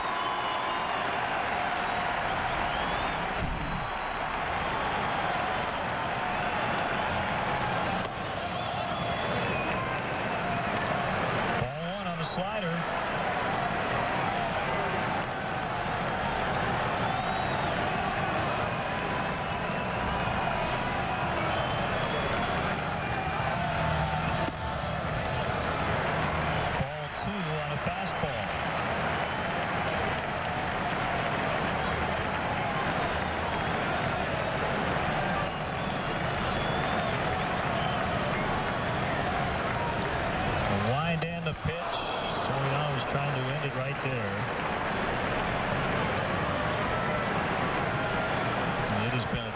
Month for the Brewers. The end of the 5-game losing streak last night. Seemed to be back on track, ahead late, before Solomon Torres gave up 4 runs in the bottom of the 9th. 3 on a game-tying homer from Giovanni Soto.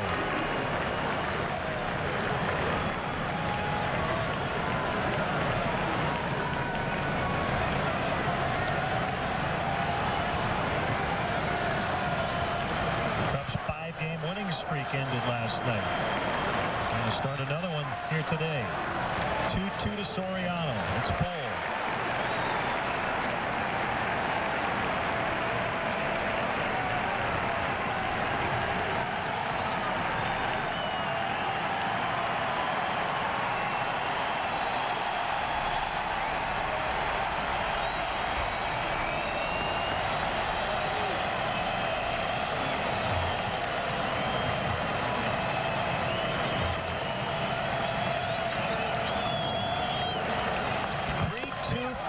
Got him.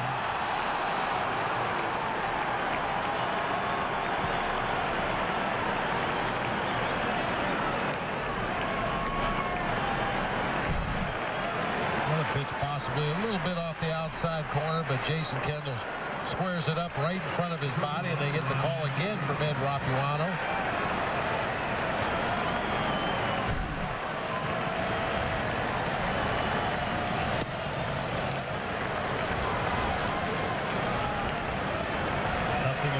Terrio, 0 for 4.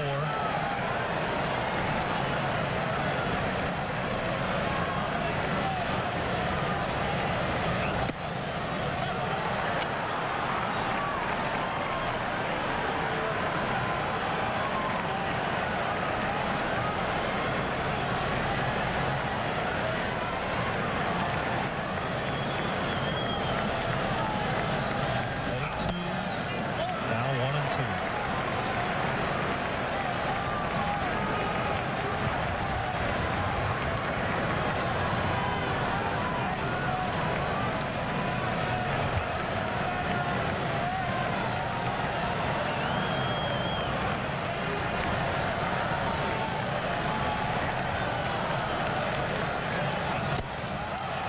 The 6 batters and extras have struck out, including all 3 for the Cubs.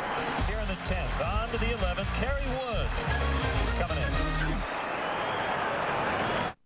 If you currently have in excess of $10,000 in credit card debt, time is not on your side. Take the first step and call the Debt Relief Helpline now. Debt management has been successfully helping individuals and families just like you rebuild their credit and get back on track. Call the number on the screen now, and in just minutes, a debt settlement representative will go over the many options available to you. Options that include setting up a payoff plan that will work with your existing creditors to eliminate penalties and late fees, lower your interest rates, and in some cases, even reduce your credit debt by as much as 30 to 40% or more. I'm going to confront this economic crisis head on by taking all necessary steps to ease the credit crisis, help hardworking families, and restore growth and prosperity. Get your life back on track. Time is not on your side, so don't wait. This is the perfect time to build a plan to settle your debt and work toward financial freedom. So make the call now. Where's that former American League home run champ? Everything's good. You didn't have to face me. Stacy and I thought it was Lou All's best game of the year. You see Kane going and score last night? He turnstile that guy. I'm a basketball guy. Comcast Sportsnet's all-star lineup. Went crazy. Now that's supposed to be. Down here, please. And that's how the batting glove got started. Fans just like you. A deep dish, big boy. Want some water? Find all the greats on Comcast Sportsnet. Fans' best friend. Welcome back to Wrigley Field. A live look at the grounds crew getting the field ready. They have put the tarp back on the infield because they do expect a little more rain, but we're hoping to start at 2:45. So at this point, the first pitch scheduled for about 45 minutes from now, but that all depends on another potential downpour, how long it lasts, and if they can get this field ready. And they have the chalk lines down under the tarp. We hope to have Cubs baseball coming up within the hour. Again, a 2:45 scheduled first pitch, depending on how much rain we get between now and then. And we'll now go back to that classic Cubs game from 2008, September 18th. Extra innings against the Milwaukee Brewers. We'll pick it up now in the bottom of the 11th. The home runs for the Cubs today. Jim Edmonds in the second inning with his 19th home run of the season, 18 as a Cub. That tied it. Aramis Ramirez with his 26th home run. Here's a pitch to Soto. There's a drive, and it's going to go to tie it. Whoa! Gio has tied it up. Well, this Cub powerful offense flexing their muscles here today. Edmonds' home run tied it. Ramirez' home run gave the Cubs a short-lived lead. And then Giovanni Soto tied it up again in the bottom of the ninth. Fastball strike to Derrek Lee as we begin the bottom of the 11th.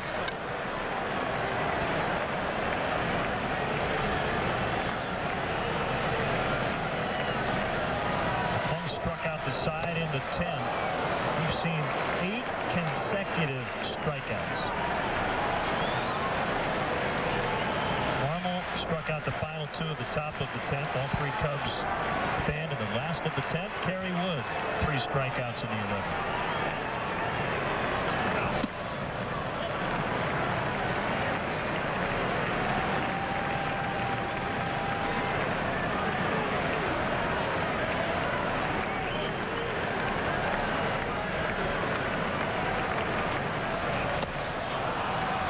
Make it 9 in a row.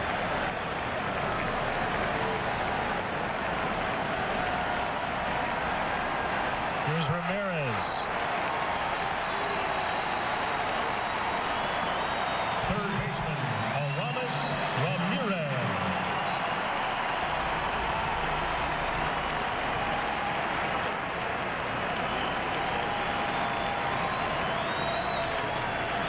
He kept the ball game alive with a double.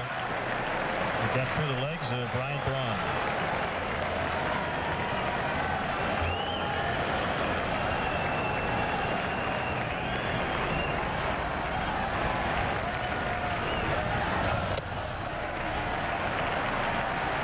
We've seen some good heat from the pitchers here late in the game. Carlos Marmol was in the mid-90s with his fastball. Kerry Wood, the same thing. Seth McClung throwing 94, 95.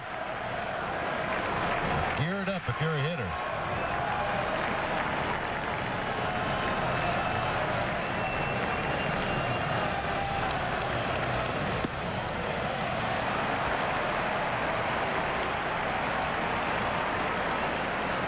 Jim Edmonds standing by.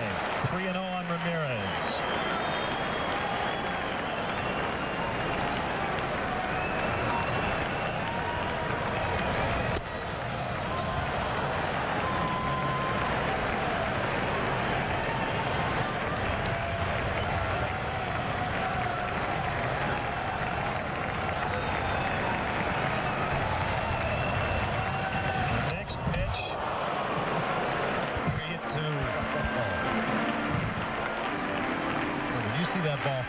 Straight back over the head of the umpire. Real good indication that the hitter was right on that pitch. Sweet spot of the bat. Just got underneath it a little bit. Violent hack by Aramis Ramirez. He asked Ed Rapirano, was it a strike? I'm sure he said yes. Belt-high fastball.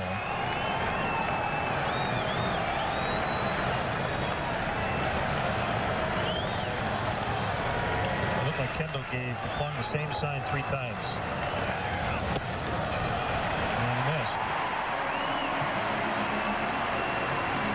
Will do that, right, Bob, when they're committed to a pitch? Well, I think what Kendall does occasionally is where you see Giovanni Soto on occasion will shake his head no to the pitcher, indicating, I want you to shake your head no. And Jason Kendall has a little sign he gives with his hand to get the pitcher to shake his head, and then ultimately he went to the fastball away that missed. So the winning run is on base after the walk, and it's Jim Edmonds at the plate. He had an RBI single in the ninth. He homered back in the second.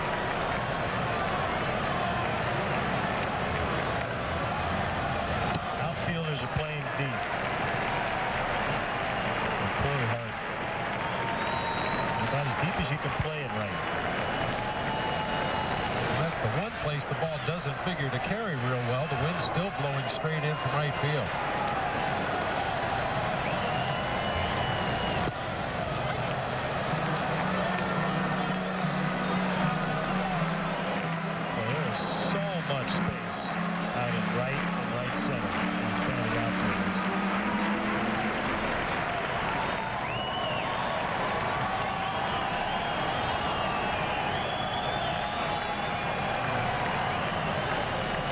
Not thrilled to the last call, which was a strike. It's 1-1. And here's the pitch. Strike 2. Turner another word or two for Rapirano. And he's been thrown out in the middle of an at-bat. You can't argue balls and strikes. Most umpires will let a guy quietly argue, and we'll see what happens here with Lou.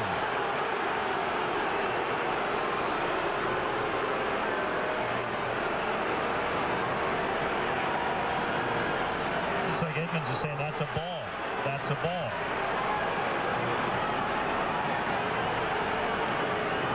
The rule book says you can't argue balls and strikes, and I think Jim Edmonds' point is I wasn't arguing. I was just making a statement. It's a ball.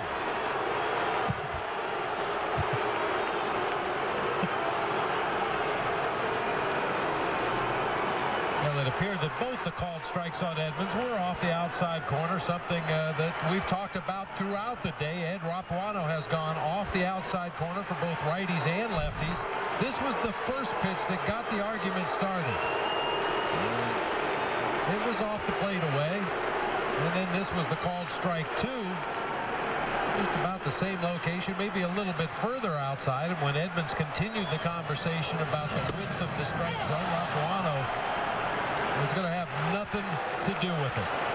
Lou's still out there. And he's going to have to pick a pinch hitter who will come in with a 1-2 count.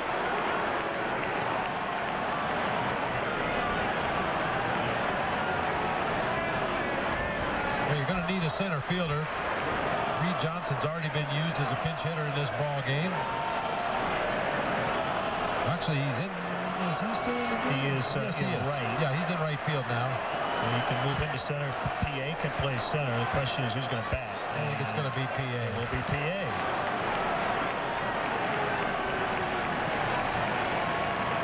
Tough circumstances for the youngster coming up to the plate with a 1-2 count and a real wide strike zone.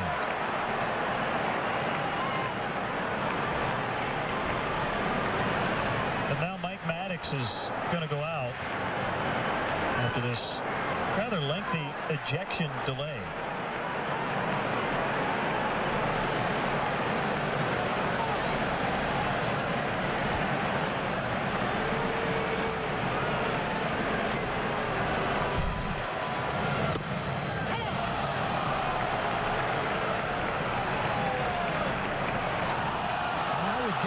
After the first called strike, and Edmonds squawked a little bit to Ed Rapalano. He probably said, "That's enough. I don't want to hear anymore." And then when Edmonds continued the argument after the second called strike, the home plate umpire had heard all he wanted to hear.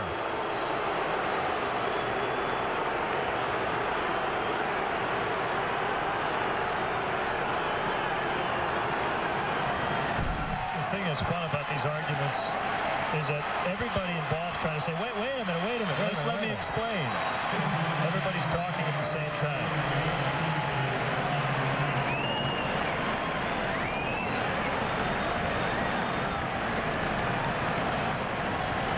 So we'll resume with PA at the plate, a 1-2 count. Ramirez at first, and 1 out.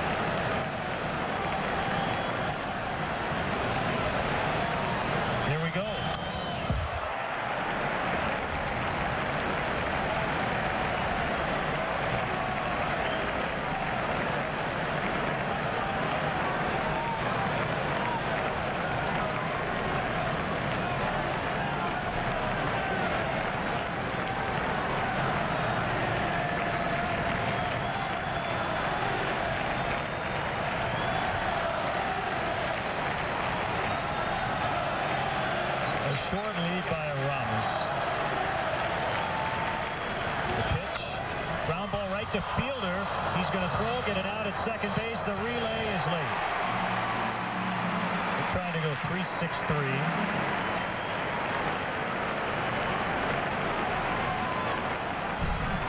The fielder very nearly lost that ball in the sun. You can see him backing up, trying to fight the sun, blocking with his glove, and with Felix P.A.'s speed, no chance of turning that double play.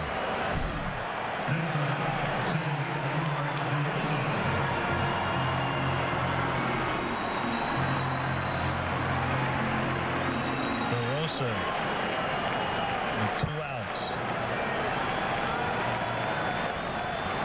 Okay, McClung is pretty quick to home plate for a big guy. He uses a slide step and unloads the ball quickly, but you'd really like to see Felix P.A. working for a maximum lead over there, trying to steal a base in this situation.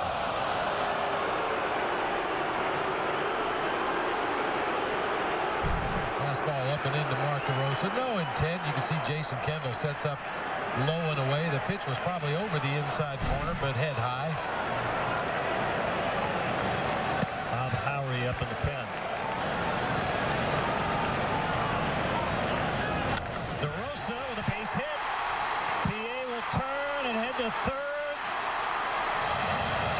Winning run is 90 feet away with 2 outs, and Giovanni Soto coming up.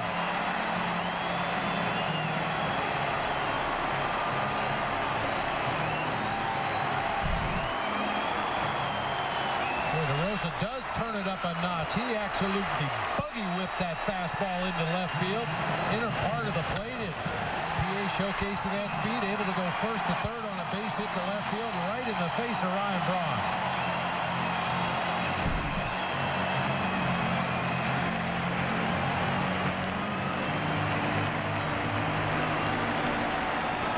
Well, Soto tied it, and now he can win it.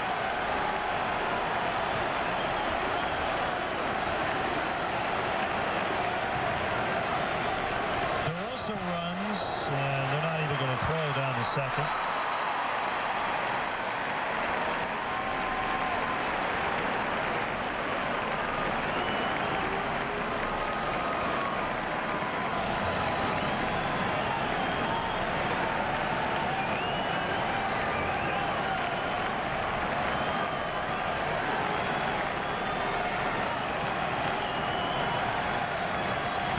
Second and third, 2 outs. The 1-0 pitch. Cameron back on it. He catches it. Gio gave it a ride. The inning is over. Off to the 12th.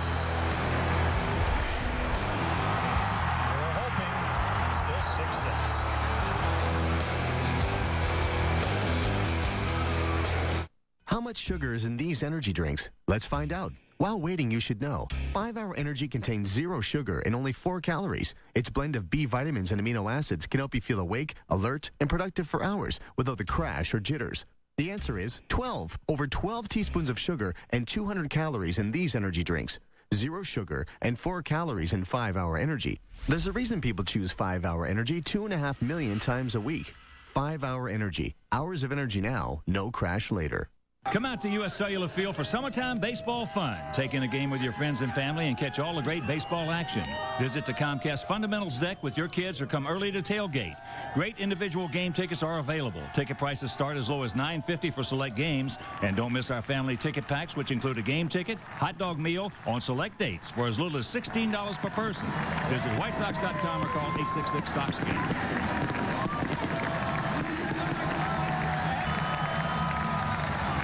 Felix P.A.'s playing center.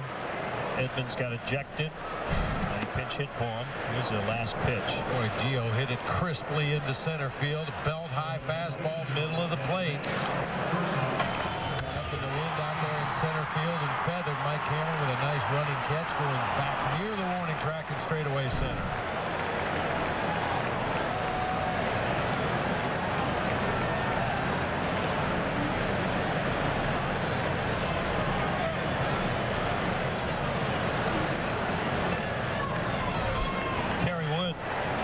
Second inning. Tried the front door slider and it missed. 1 ball, no strikes.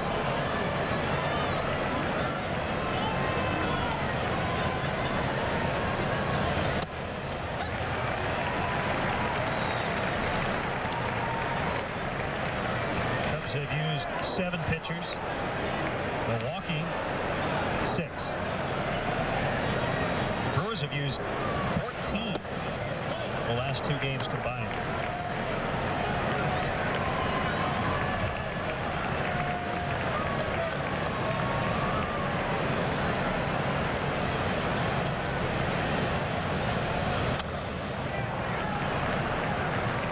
Nobody warming up for the Brewers, so you have to assume that Seth McClung would go back out for another inning of work. As you mentioned, he was scheduled to start the ball game in Cincinnati tomorrow. He's been stretched out enough that they can probably get at least another inning, maybe 2 out of their big right-hander.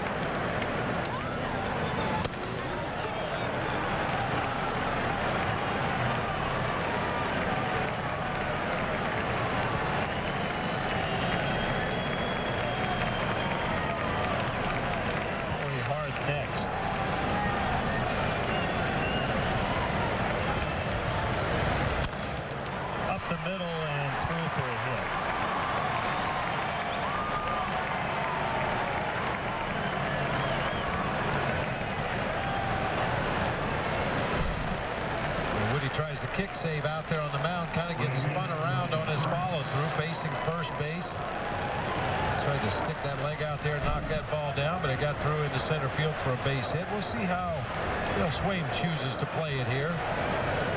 Corey Hart at the plate has put down 3 sacrifice bunts this season. The way he struggled in this series, you'd have to believe he's going to try to bunt J.J. Hardy up to second base here.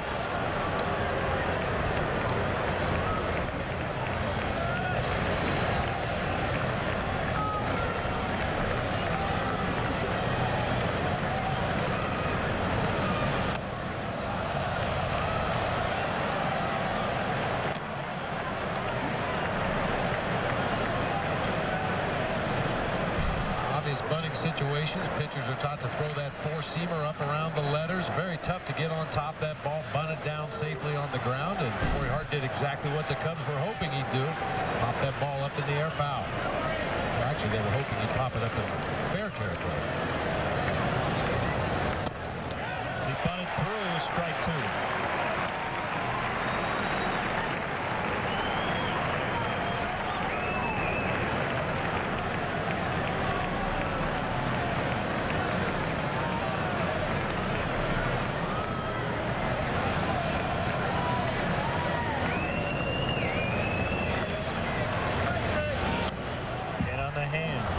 Feeling over there?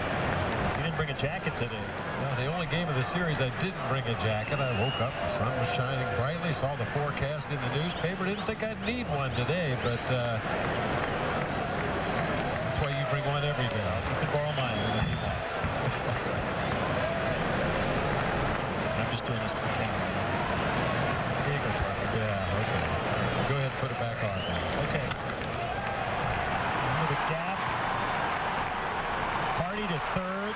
Hart on his way to second. Safe. He just got in. They had a shot at him.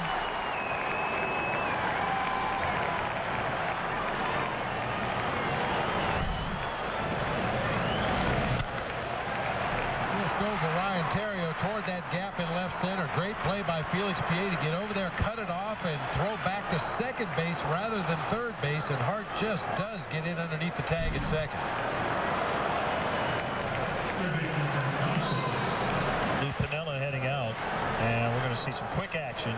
Sean Marshall. And Bob Howry will get loose. I do have a Blackhawks t-shirt. I don't know if that would help. Wear it like a blanket. It's just fine. Just fine. Cardinals come in for the weekend. Final home series of the regular season. Second and third, no outs.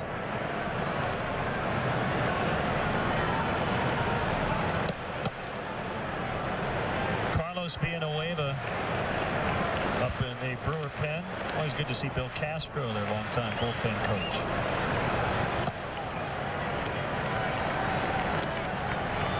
I mentioned McClung is probably able to throw more innings in this ball game, but with his spot due up 3 hitters away, if the Brewers have a chance to tack on some runs or score some runs in this inning, there's no question they would pinch hit, take McClung down, and take their chances with anybody out of the bullpen.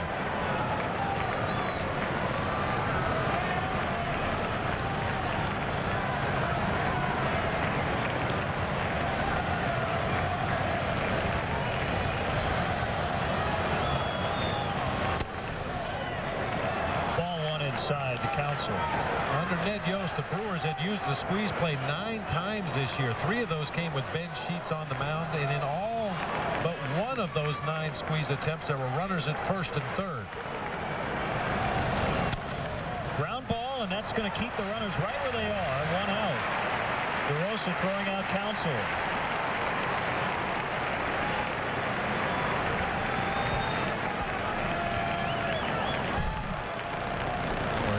Snuggled in there at the edge of the grass, right to Mark DeRosa. Big first out in the inning. See what the Cubs are going to do here with Jason Kendall. Looks like they're going to go right after him. Infield in again. And Joe Dillon has jumped into the on-deck circle for McClung. They're going to throw to the plate, and they have Hardy caught up. Hart in between second and third. They get the out. 2 down. We'll go 5-2 to 6.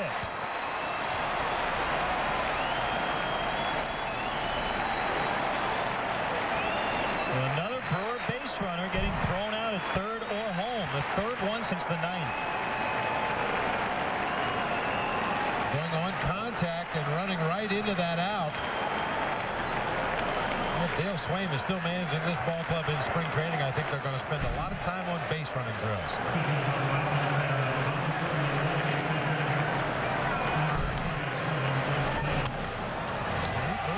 Right away on contact.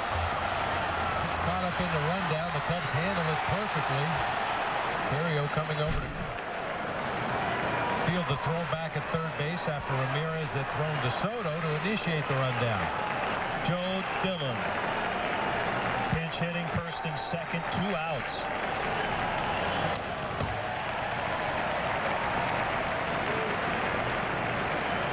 They had him at second and third with nobody out.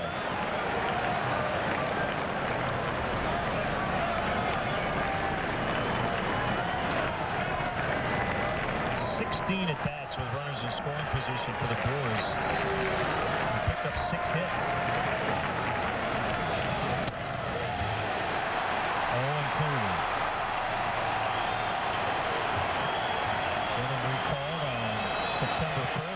short stint this season with the Brewers. Cubs fans standing, hoping for a big strikeout or any sort of out. We'll look down at first. And Hickok said no swing.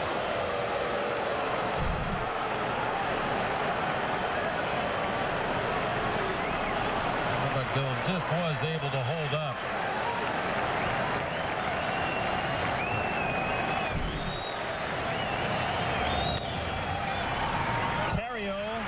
To first, got it. Kerry Wood gets out of it. Second and third, nobody down. And we're still tied. 6-6 to the last of the 12.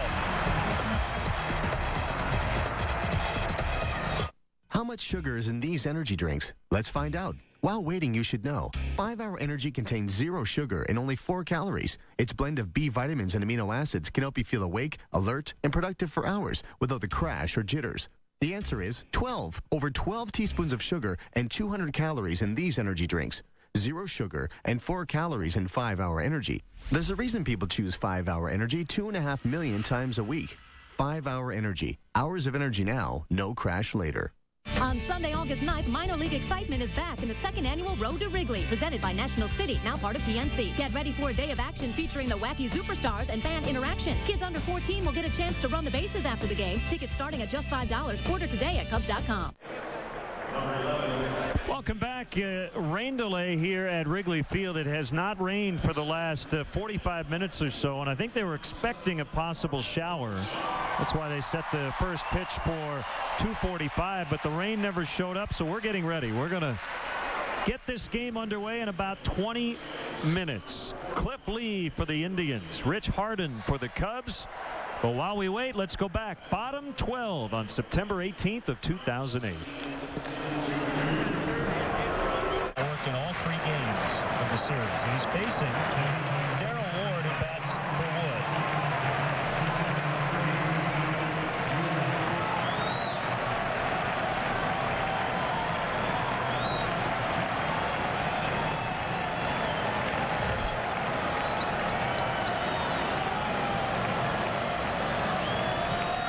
Villanueva working from the stretch. Here's a pitch. Low for ball 1.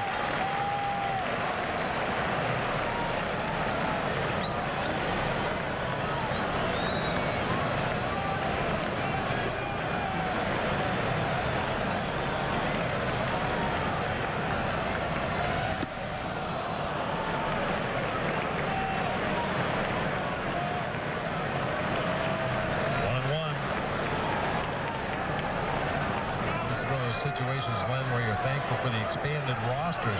Darrell Ward, if he should happen to reach base, we know he's going to be taken down for a pinch runner. Felix Piet already in the ball game because of the ejection of Jim Edmonds. I would assume it'd be Ronnie Cedeno should Darrell Ward get on base.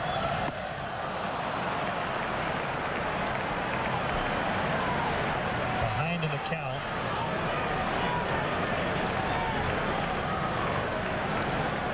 For his last 11 in the pinch.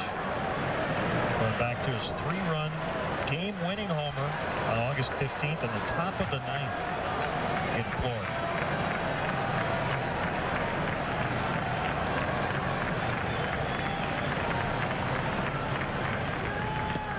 From a 5-3 deficit into a 6-5 win.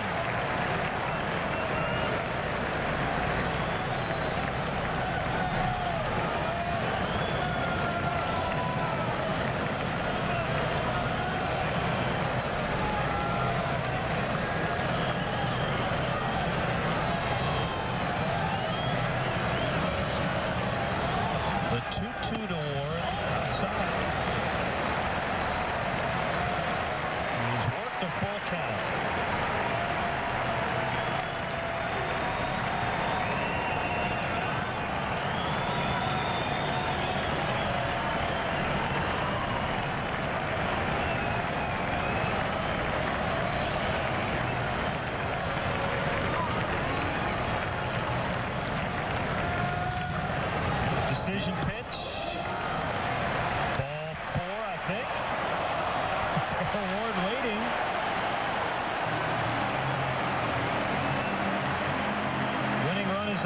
base, and Jason Marquis will run.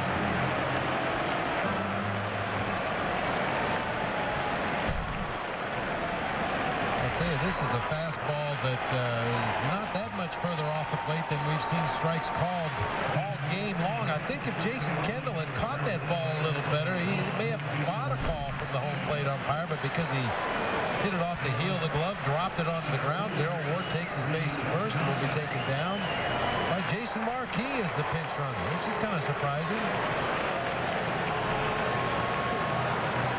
We have seen Jason run before, but as you said, Cedeno was available.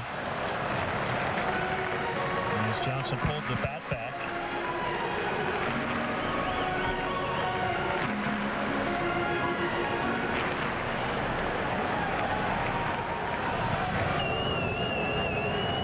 There's Ronnie Cedeno in the dugout.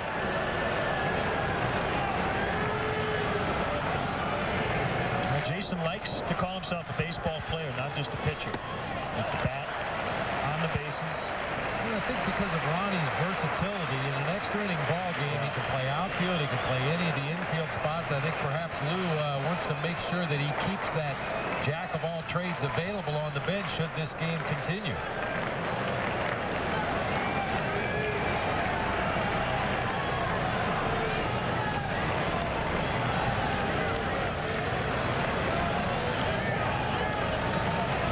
Squares on the 2-0, and he pushes it foul.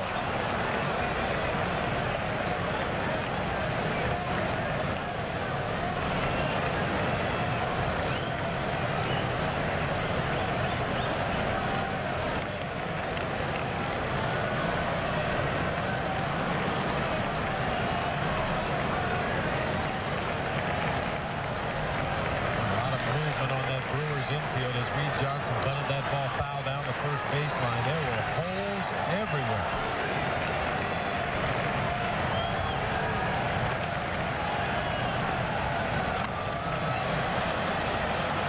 And the wave of tosses during covering.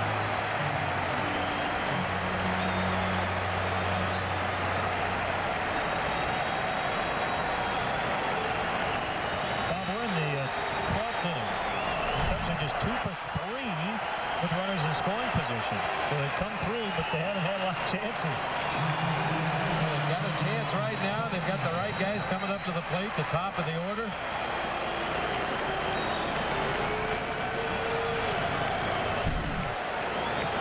They are going to intentionally pass Soriano.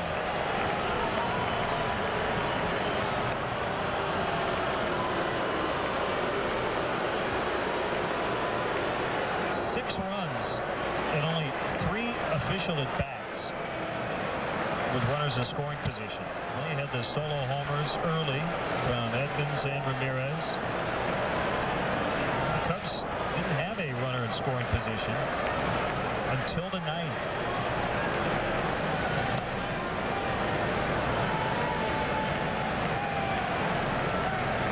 And 2 big hits in those spots. An RBI single by Edmonds scoring Ramirez, and then 2 batters later, Soto tied the game with a 3-run homer.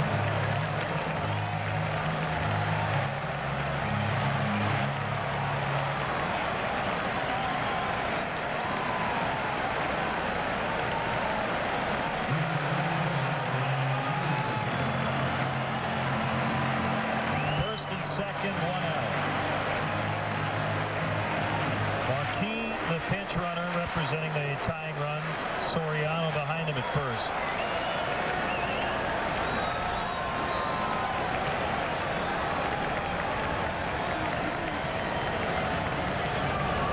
The offering to Terrio, a fly to right. Hart is going to get there. Marquis is going to tag. First and third with 2 gone.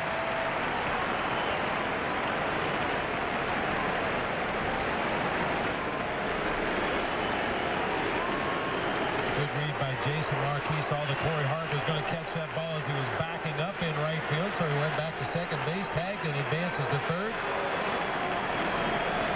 Lou trying to get the attention of Alfonso Soriano and Matt Sinatro down at first base.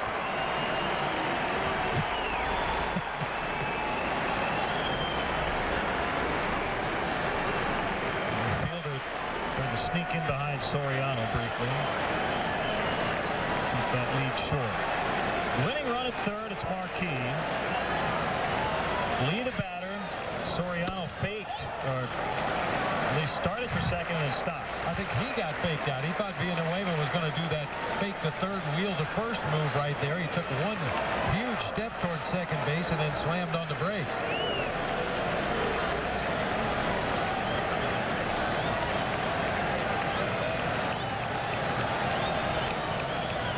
There he goes this time, a swing and a miss.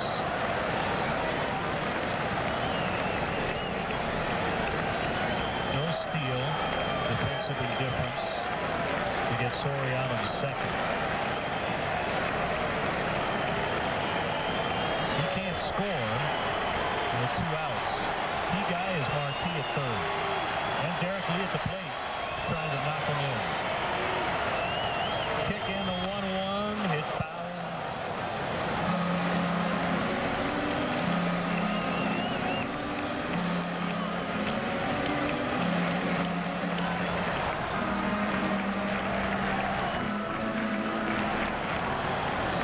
Are a hit away from cutting their magic number in the division from 4 to 2.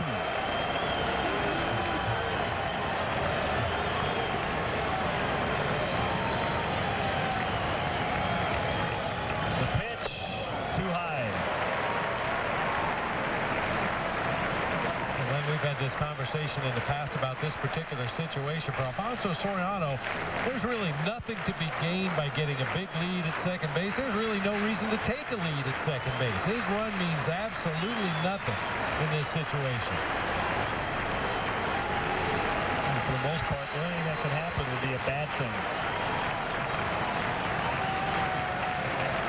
2-2 to Lee. That's the ball game. Cubs win. Marquis scores. And they storm out of the dugout. Derrek Lee wins it. 7-6 the final. The magic number's 2. They win it in 12, 7-6.